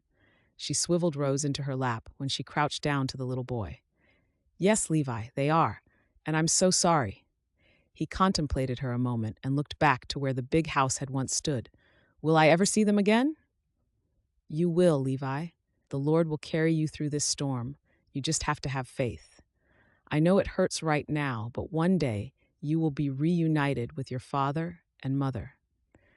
Know that your papa died trying to save your ma, and that your ma died after leading me to you.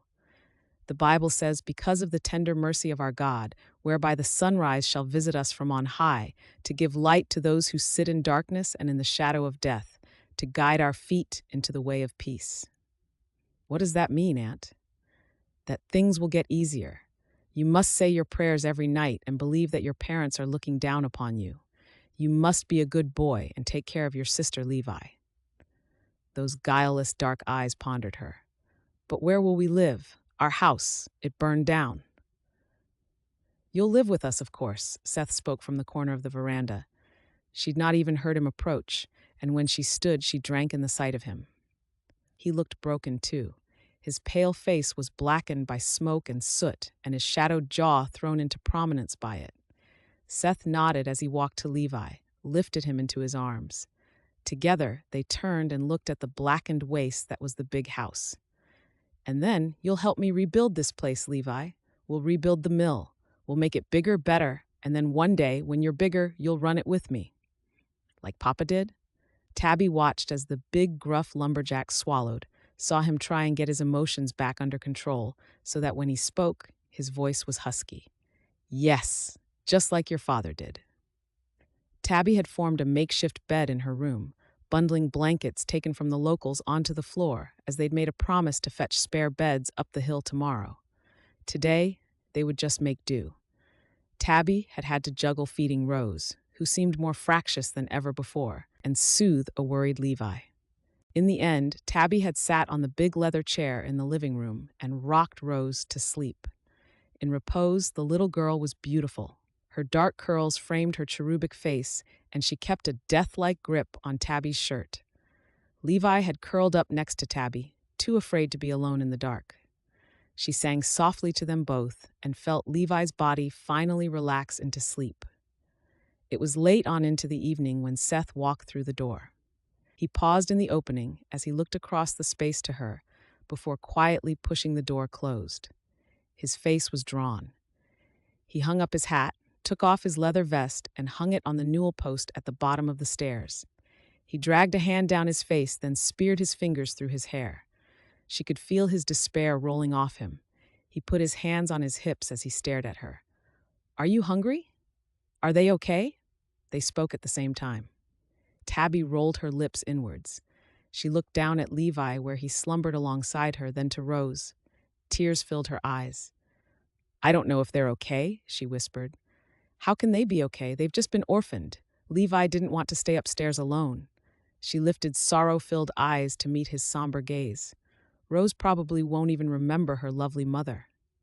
She heard the click of his swallow and the long, drawn-out gust of his sigh. "Then I'll make sure that they don't forget. Look," he cleared his throat. "I've been thinking. Everything has changed now. Everything here. It's different." Her heart began to bump against her ribcage, and she knew that he was working his way up to saying something that she wasn't going to like. "You should go back to New York. This isn't what we agreed. None of this." His wave encompassed the children that lay across her. "It's going to be a long road back to recovery." Pain rocked through her. He was kicking her out? "Do you blame me for what happened at the big house?" His mouth dropped open. "No, of course not. Why would you think such a thing? You said you were the one who saw the roof was on fire. You were the one who alerted Sarah. It's no one's fault, Tabby. I just don't want you to be burdened with this. It's huge, so much to do, and I—" His voice cracked, and he dropped his chin to his chest as he dug his fingers into the eye sockets. Her heart ached for him. She wriggled out from under a sleeping Levi, stood up, and lay Rose carefully next to her brother, tucked the small blanket around her. She crossed to the door, tapped his arm on the way past, and beckoned to him, not waiting to see if he followed her. The night had a damp chill to it, and she felt it as soon as she stepped out. She stood by the post at the top of the steps and turned to face him in the twilight as she heard the door close softly behind him. "You look done in," she told him. "You haven't slept in nearly 2 days, Seth." "There's too much to do. I need to rebuild. I have to order the parts, speak to the blacksmith." "The business is salvageable?" He nodded. "Ansel insisted on a metal safe. At the time, I mocked him. Now I take back the words, as it kept our money on the premises safe. I can get a bank loan. We have the land to secure against it." He joined her, leaned against the railing as he looked out across the grass that separated the lodge and the big house, though it wasn't visible through the darkness. "I don't know how I'm supposed to do this without him," he admitted softly. "I thought I was always the main drive for the business, but I've always had Ansel behind me to bounce ideas off and use his organizational skills. I can't believe he's gone," he added in a whisper. She wanted to touch him, to take away his grief, but she held back.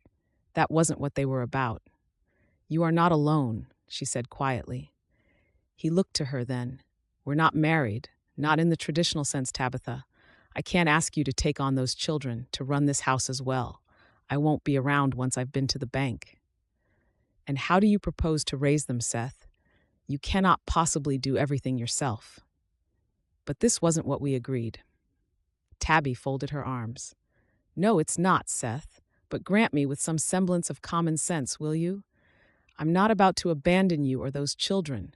What kind of Christian would that make me, for a start? I was in that building. I'm the one who could have made the difference. If only I'd had the wherewithal to ask Levi to carry Rose, then I could have dragged Sarah. She stopped, blinked furiously at her tears. He opened his mouth, lifted a hand to her, but she backed away, hands raised. You cannot say that I'm not in this, that I'm not invested in any of this, she muttered furiously. I'm staying, and I'll hear no more of your stupid arguments. She wanted to slam the door behind her, but she didn't. Instead, she returned to the sleeping children, filled with the instinct to protect them, to keep them safe, and to make sure that they didn't forget their mother. Chapter 11. Tabitha. The broken, disjointed shouts jarred her awake. For a moment, she lay in the dark, disorientated in the unfamiliar space. Memories came rushing back. She was in Seth's bedroom, surrounded by male items in a plain, uncluttered space. With her pulse racing, she listened, then she heard it again. A mewling cry from the other room. She rose quickly, shivering in the frigid air as she rushed down the hallway. Moonlight illuminated the room enough so that when she went into her old room, she could see the tiny lump on her bed. Levi's hair was damp, and the covers had twisted around his body, but he slept on, trapped in his dream. The cries that ripped from him chilled her more than the air. She crossed to the bed and gently brushed his dark hair back from his forehead. Instinctively, he rolled towards the soothing voice she used. Mama? The mumbled word made her tears spring up, and she lay on the bed next to him as he snuggled against her. She'll always be with you, Levi, Tabby whispered as she continued to stroke his face. She made herself comfortable, and she slept next to him, each taking their own form of comfort from the other.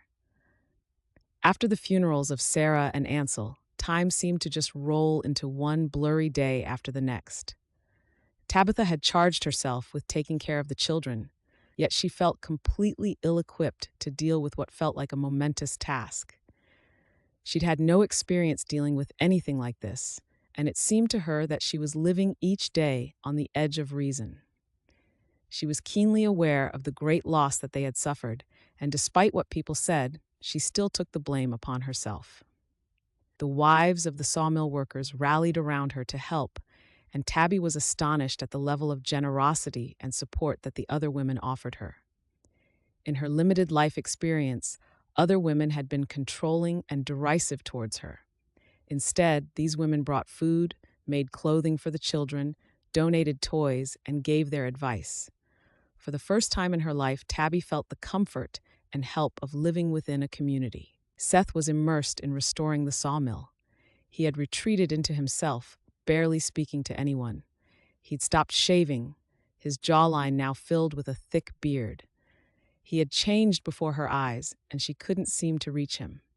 Even the little sparks of friendship that they'd been cultivating in the early weeks of their marriage had been snuffed out under his despondency. He was rarely at the cabin. It seemed that grief had the house in its grip and had cloaked everyone and everything. The crew had used horses and cranes to winch the charred remains of the mill and the big house, with wagons hauling everything away. The noise of the rebuild was constant and served to stretch Tabby's nerves to the extreme.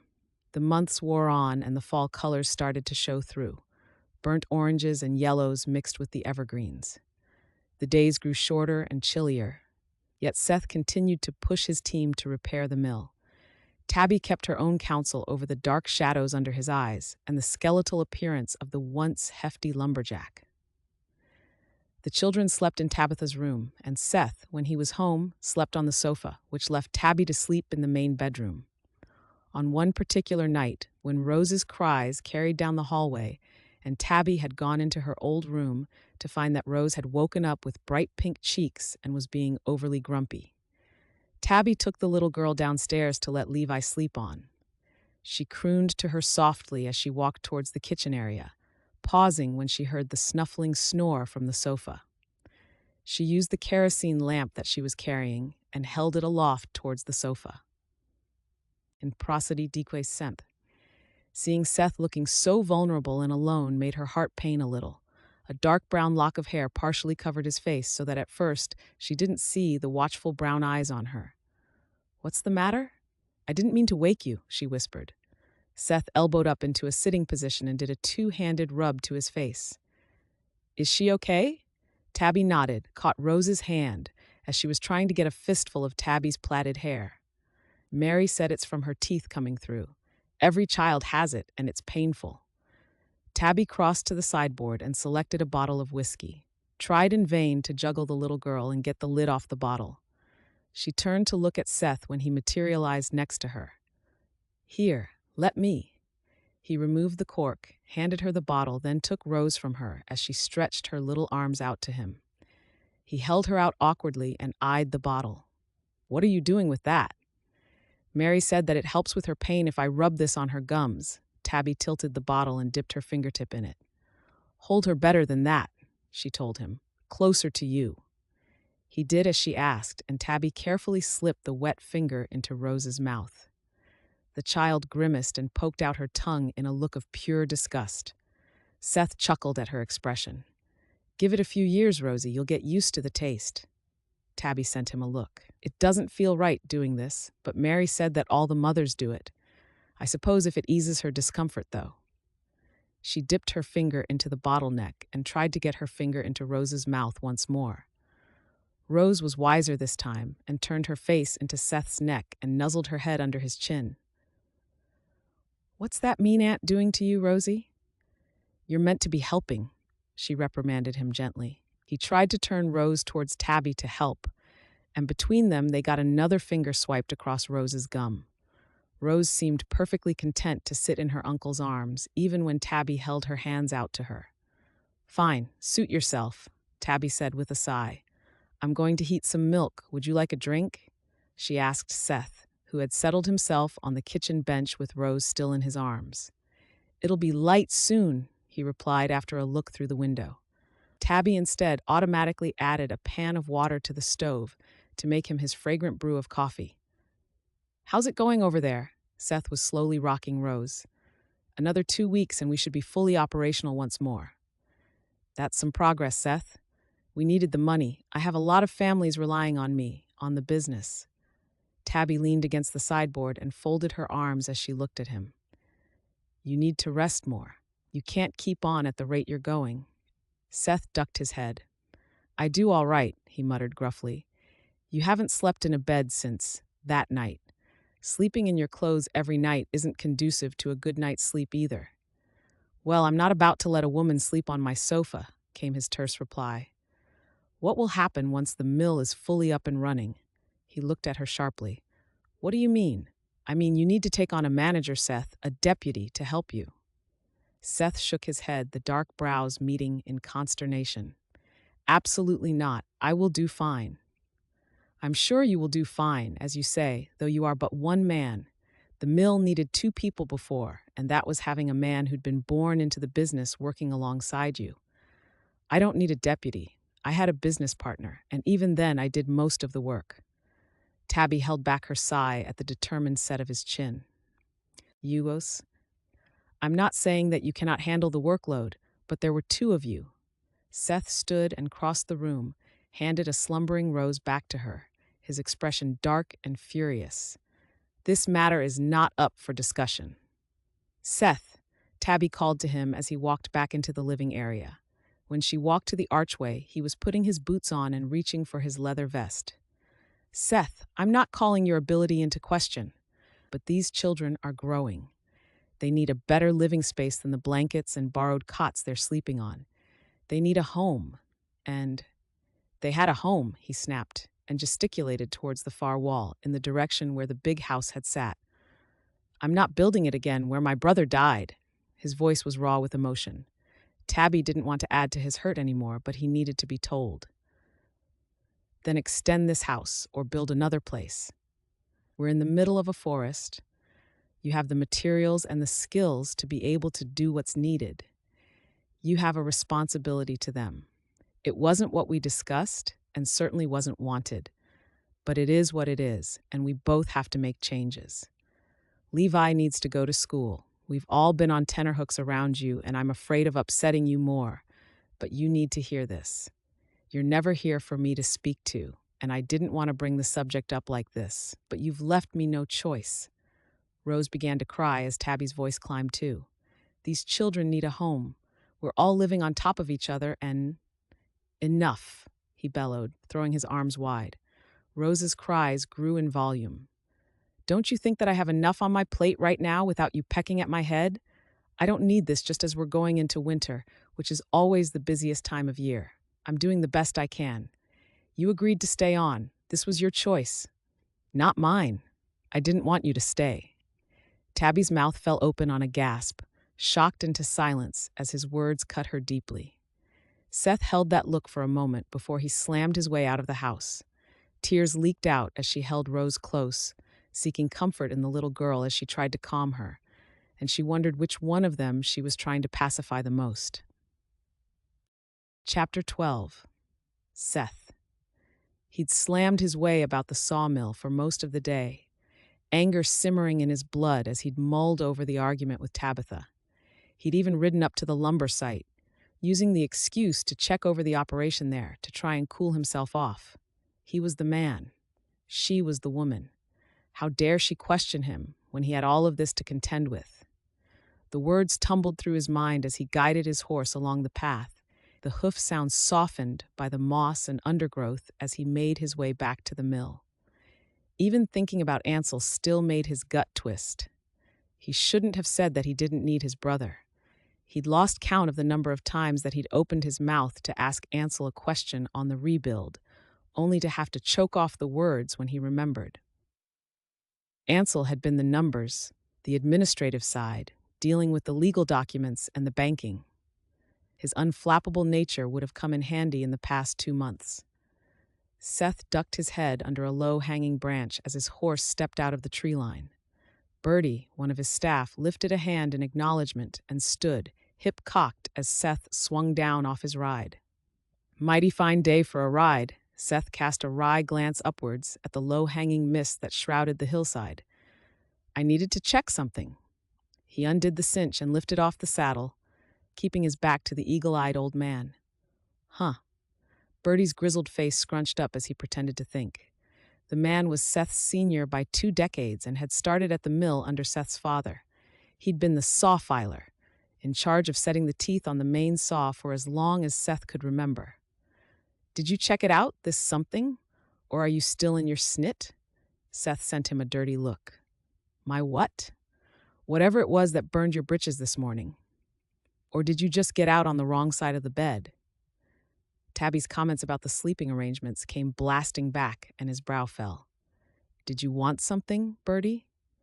The new saw broke off the pitman's arm. Seth let loose a string of expletives, only stopping when Bertie held up a hand again. You better say an extra prayer on Sunday, son. Your pa would tan your hide for that kind of language. We can't afford any more setbacks, Seth snapped. If you let me finish. Bertie interrupted him, tucking his thumbs into his belt. I had young Jeremiah run to town. He's asked the blacksmith to come out. One of the links must have cooled too fast when he was setting it, is all. Oh, Bertie's lips twitched. Yes, oh, indeed. Seth led his horse to the stable, took off the bridle, and shut the door, all the while being acutely aware of Bertie's keen gaze on him. I think the words you're looking for are, thank you, Bertie. That's mighty good of you. Bertie. Why, Bertie? I might just give you a pay rise now. Seth glared at the older man, checked the gleam of amusement in his eyes, and sighed. Bertie was right. He'd been in a bad mood all day when it was obvious that he really did need someone to help him. He couldn't be everywhere all of the time. It had been hard enough when it had been just the two of them. He had to accept that Ansel was no longer here. The pain of that thought might never abate, but he had to get used to it. You're right, Bertie, and I will give you a pay rise. He had the pleasure of seeing the older man's look of astonishment.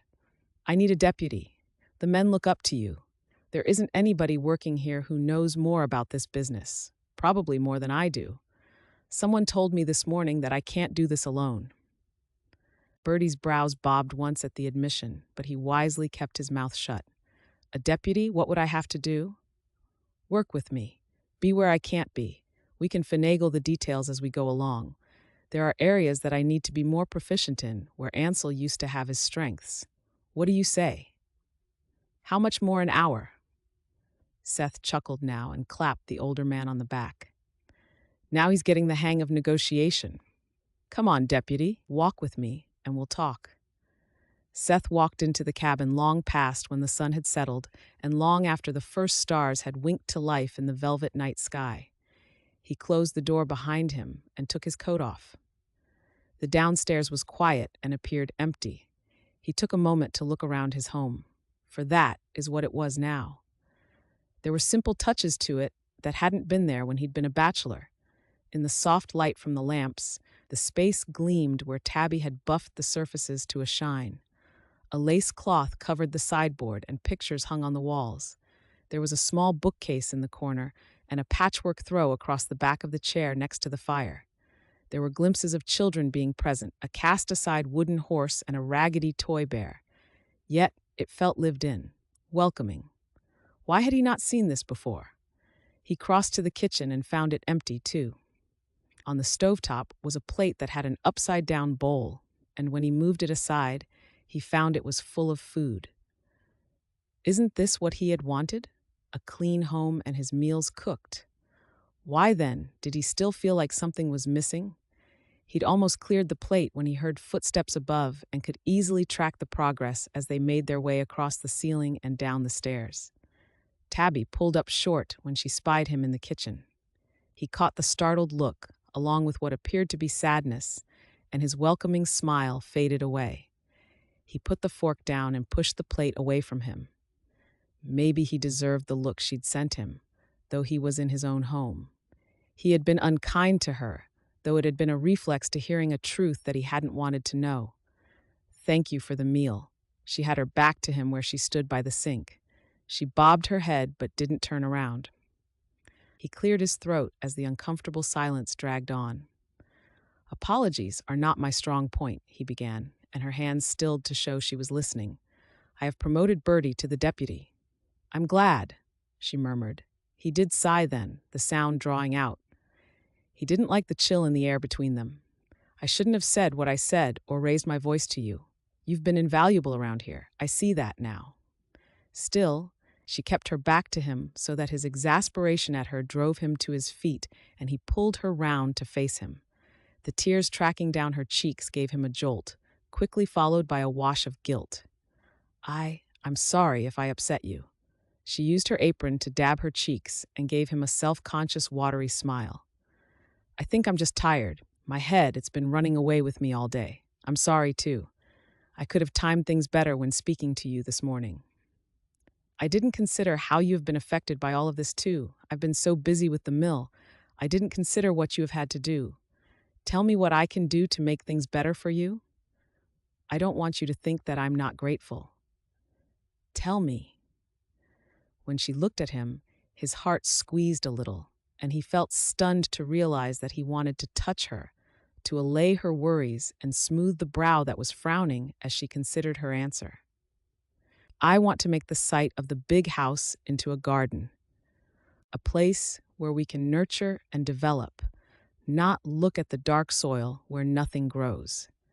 Mary and the others have said that they will help. It will be good for the children to have a place where they can go, to be close to their parents. Seth sucked in a breath, braced for the pain when thinking about Ansel or Sarah, but it wasn't as sharp as normal. He nodded. I think that is a wonderful idea.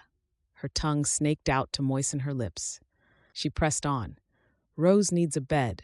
She's either in with me or badgering her brother. Levi needs to go to school. He's a clever boy who needs to be challenged. She paused to send him a cautious look. We need an extra bedroom and a bigger kitchen area or a place to sit and eat. This cabin was designed for you alone, not with a whole tribe in mind. He was almost disappointed. Had he hoped that she would ask for more from him? Everything she had asked for was to solve a practical problem. None of what she said hinted that these feelings he seemed to have for her and whenever he was near her were being reciprocated. He pasted a hopeless smile on his face as once more he reminded himself that this was what he had wanted. Those all sound reasonable. Levi can start as soon as one of us speaks to the schoolteacher. I can make Rose a bed. You can? His lips curved into a genuine smile then. Ansel may have been the math man, but there isn't much I can't make out of a piece of wood. Chapter 13. Tabitha. Mary held aloft the neat little dress, and Tabby smiled in relief. You make it look so easy, Mary. I don't think I'll ever get the hang of this. I swear my head and my hands refuse to cooperate with each other. Mary giggled as she folded the material up. You're doing okay for someone who hadn't ever produced their clothing until a year ago. We'll make a mountain woman out of you yet. They were seated in Mary's comfortable yet cozy cabin. Rose sat on the animal skin rug in front of the hearth. Outside, misty rain fell, and the mountains were hidden in clouds. Tabby had arrived at Mary's earlier, vexed and irritated over the dress that she'd attempted to make for four. Rose didn't fit her correctly. When Mary's deft work showed her that the sleeve wasn't aligned, Tabby had gawped at her. Mary had then invited her in and tried to explain to her how to correct it, finally giving in and doing the work for her whilst Tabby made them coffee. Tabby shook her head. I sometimes wonder if I will ever be a mountain woman in the truest sense.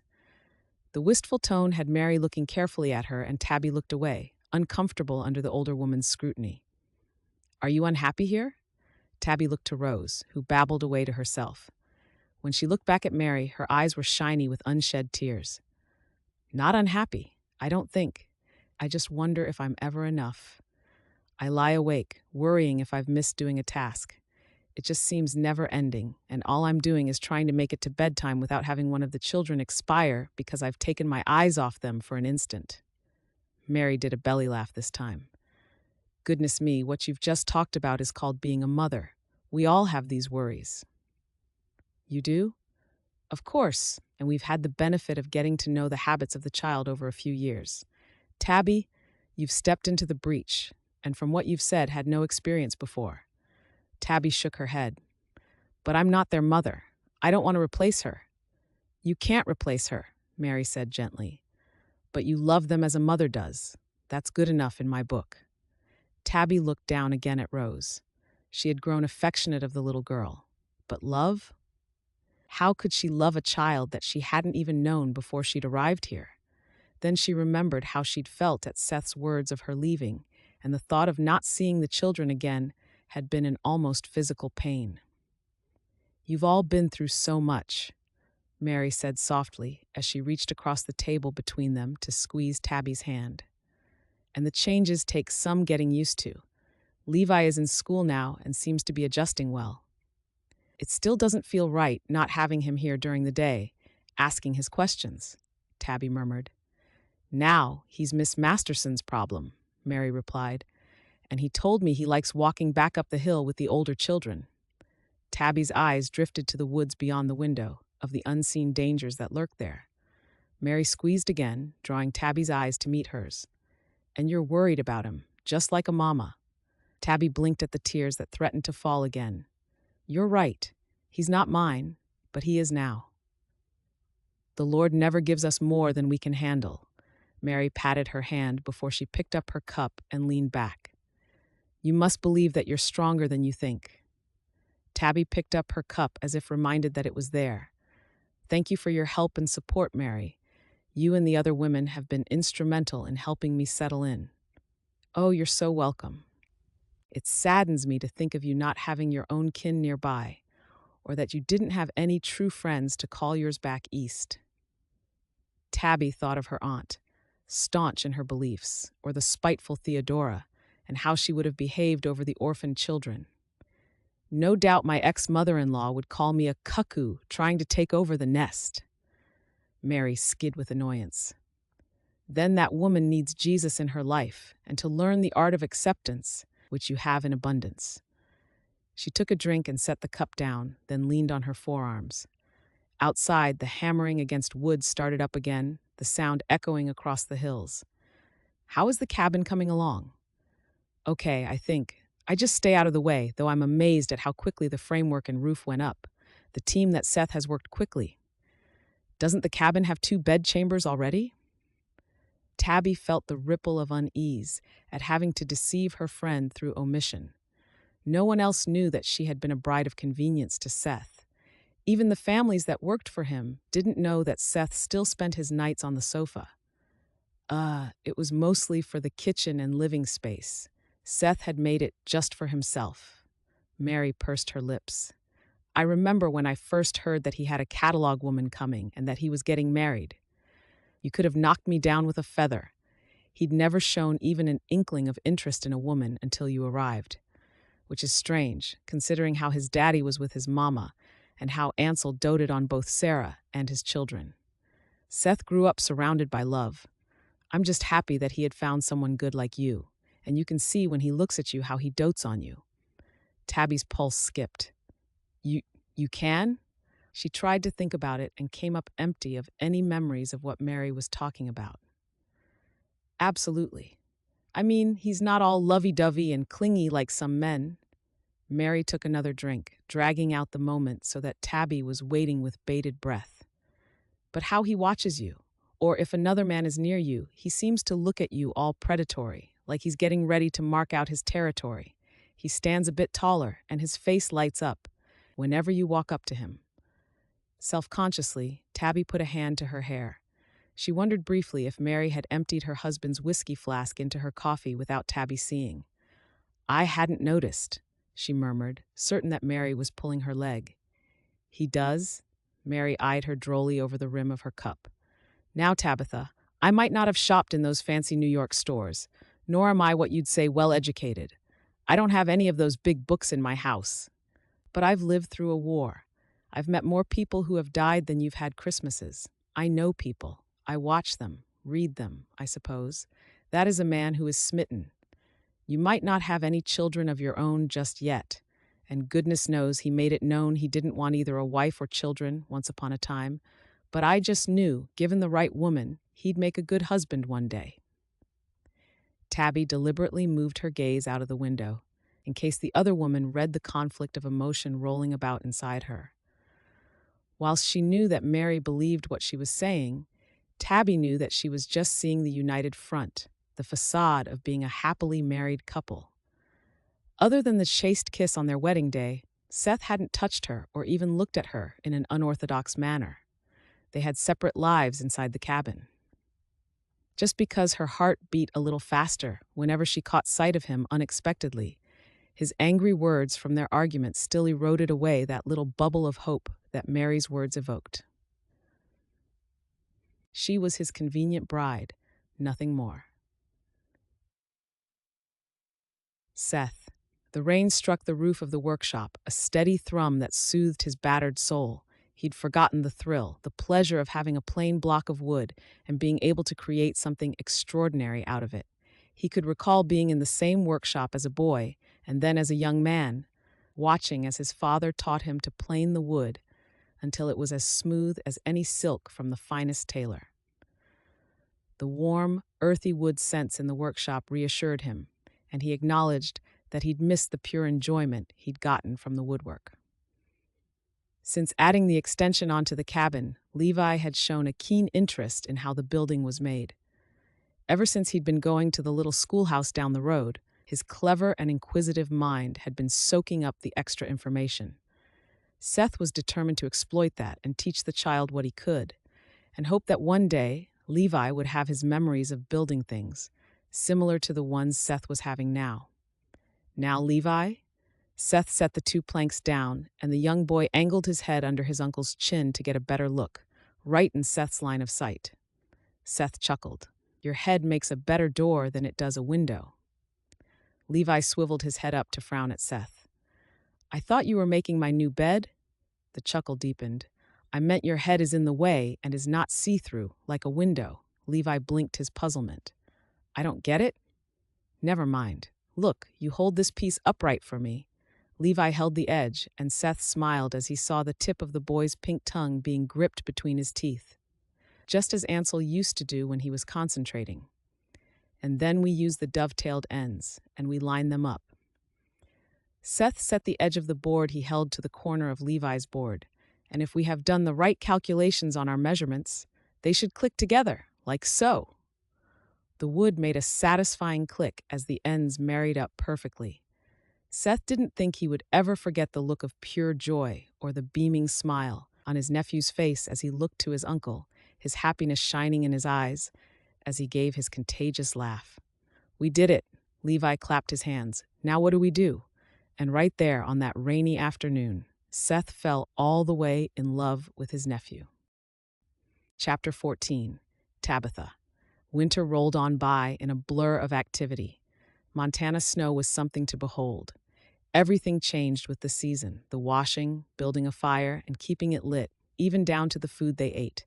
Then, as the snow melted away and spring crept out of the slumber, green shoots emerged as the days grew longer once more. The extension to the cabin was finished, and Tabby slowly found her rhythm with the children. With the extra room, Tabby was able to make use of the space, and there was now a large dining table as well as enough chairs for them all. She even had a large, deep chair by the fire that she sat in to embroider in the evening. While Seth no longer slept on the sofa, they existed comfortably as friends. Tabby had long ago dismissed Mary's words from last fall, where she had commented on how Seth felt towards her. When they went out as a family, such as to the church, he was cordial in assisting her down from the buggy, but his touch was always light and broken as soon as he could. She had simply accepted that this was her lot in life. She was happy here, though it still felt as if something was missing. Rose seemed to change daily as she grew, and she was no longer the wobbly toddler.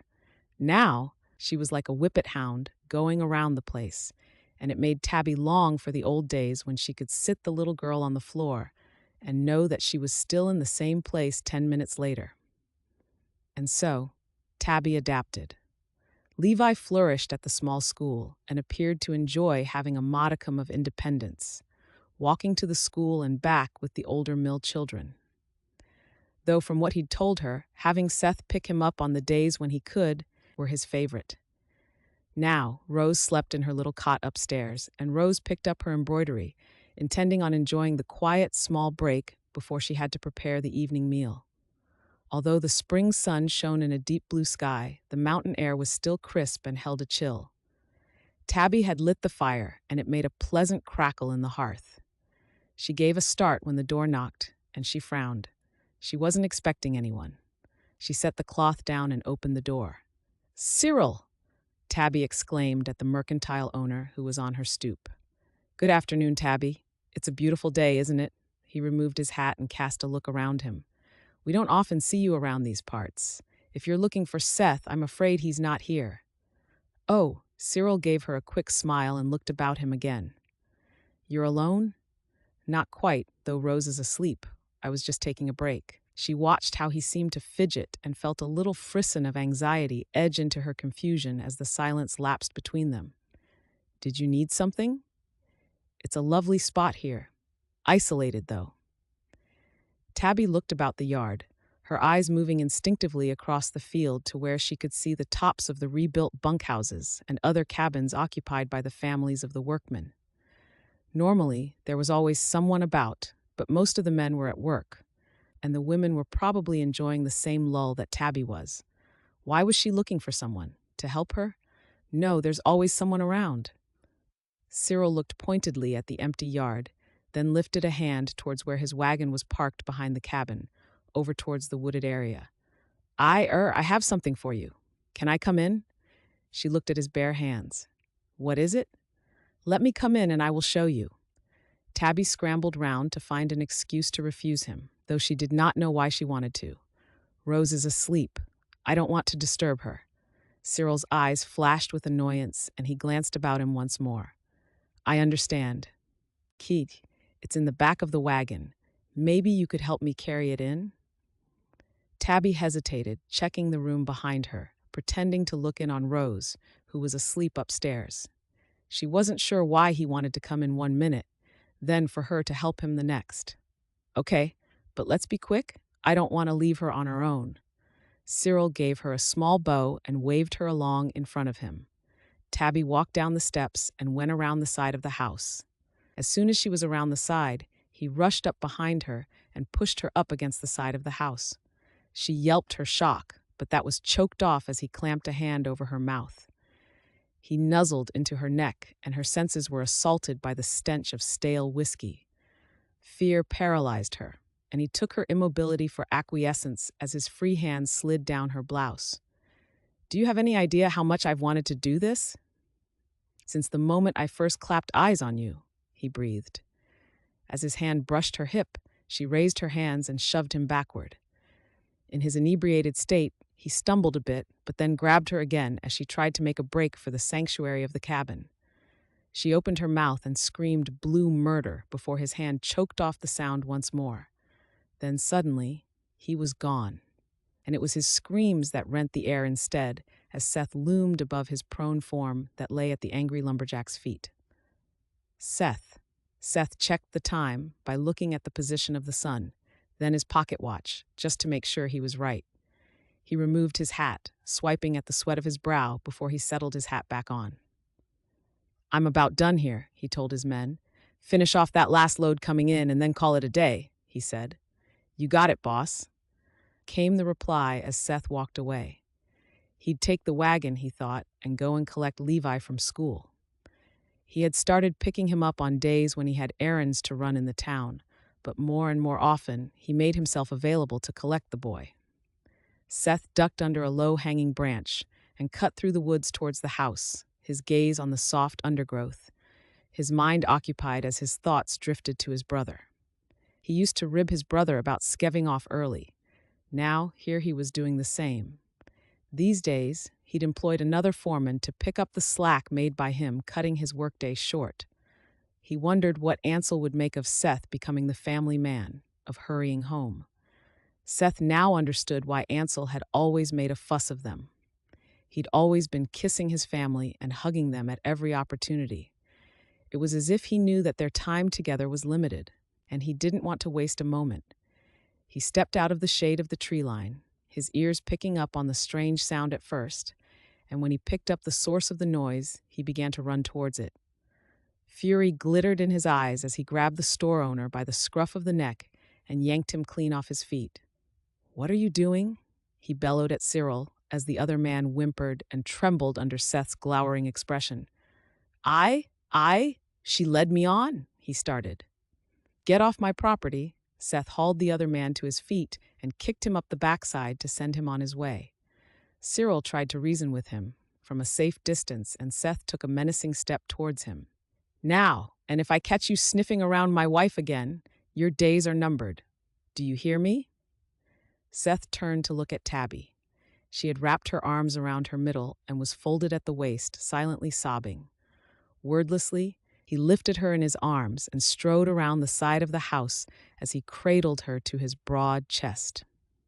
He carried her inside and set her gently on the chair before he walked into the kitchen, returning a moment later with a glass of whiskey and held it out to her. She shook her head. "He was stinking of whiskey," she said. "I can't."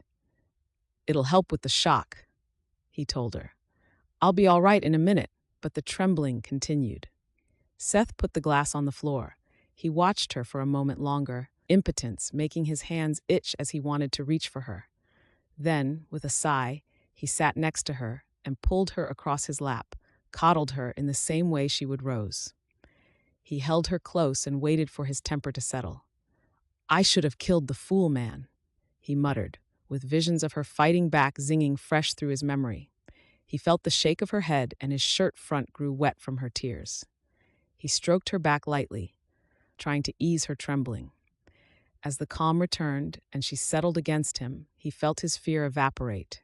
Seeing the woman that he loved, being manhandled, without thinking, he rubbed his cheek against her soft hair and wallowed in the feel of having her close to him. When Tabby turned her head to look at him and their eyes met, he felt the jolt of it through his gut. His eyes dropped to her lips, and for a moment, it was as if time stopped. Chapter 15. Tabitha. She felt small, sat within his big frame, and she allowed herself the comfort of his touch, even if it was just for a moment. Cocooned by his body, with his hand rubbing her back, The sharp edges of her panic rounded off, and her body evened out more. Her mind was still trying to process what she'd done to let the store owner think that she would be receptive to his advances when Seth rubbed his jaw to her head. It was almost as if he needed soothing, too. When she looked at him, she felt the atmosphere change as expectation buzzed between them. Tabby swallowed, meeting his dark gaze, and she had to wet her lips, his eyes tracking the movement. He exhaled slowly. He began, his eyes dancing between hers. He swallowed and tried again. I want to be the only man who touches you.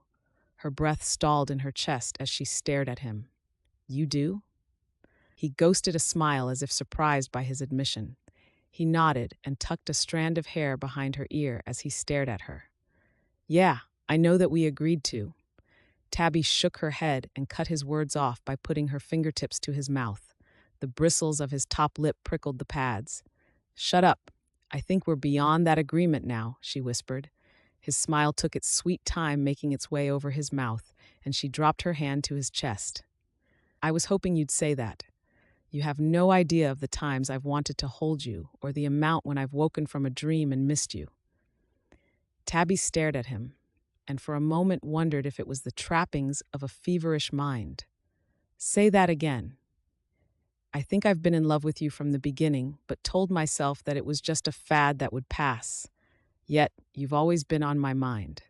I didn't want to force you to stay or trap you like you were trapped in New York. I didn't want to leave, she replied as her heart soared. I should thank your ex-husband as his loss was definitely my gain, he grinned as he ducked his head to hers. There is no comparison, she murmured. What I had with him is not a patch on how you make me feel. I didn't think that it was possible to love this deeply, to be so consumed without losing myself in the process. You love me back? Yes, you big clod. Why didn't you say anything? I've been turning myself inside out over loving you and having to hide it. All I want to do is be your wife, in every sense of the word, she added, because I wasn't sure either. Then with everything that's happened, I've changed. You've changed. Everything is different, Tabby, but I know that how I feel about you is still the same. It's been the one constant I've been able to rely upon. She slid her hands up his chest and linked her fingers behind his neck. You can always rely on me. It was liberating to be able to touch him freely and to have him speak to her without censorship. He cupped the back of her head and hovered his mouth for a moment above hers. Tabby closed the gap, meeting him touch for touch as she felt her love spring free of the shackles that she'd held it in for so long. She was Mrs. Seth Webb.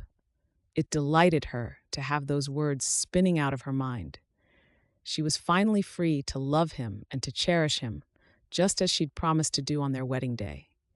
Their kiss deepened and desire unfurled in her belly, and she knew that tonight, and for the rest of their lives, Seth would no longer be sleeping in the small box room at the end of the hallway. Epilogue. 4 months later. The banjo and the piano plinked out the jaunty tune. The music drifted out of the open barn doors and into the summer's evening air. Sawmill workers, lumberjacks, even some of the townsfolk had ventured up the hill to join in the dancing and make merriment, and a group of them clapped their hands and stamped their feet to the beat, causing the floor to vibrate.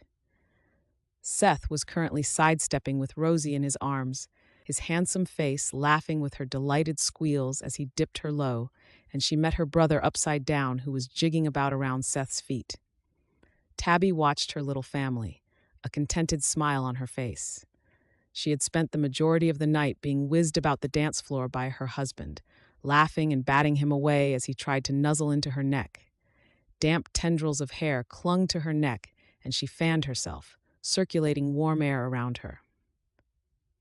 You look like a besotted woman, Mary remarked as she sat down in the vacant chair next to Tabby's and blew out a breath of her own. What do you mean? Mary rolled her eyes as she looked out across the small group of employees. Neither of you can keep your hands off each other. I don't know what's changed between you since the spring just gone, but I will tell you it's for the better.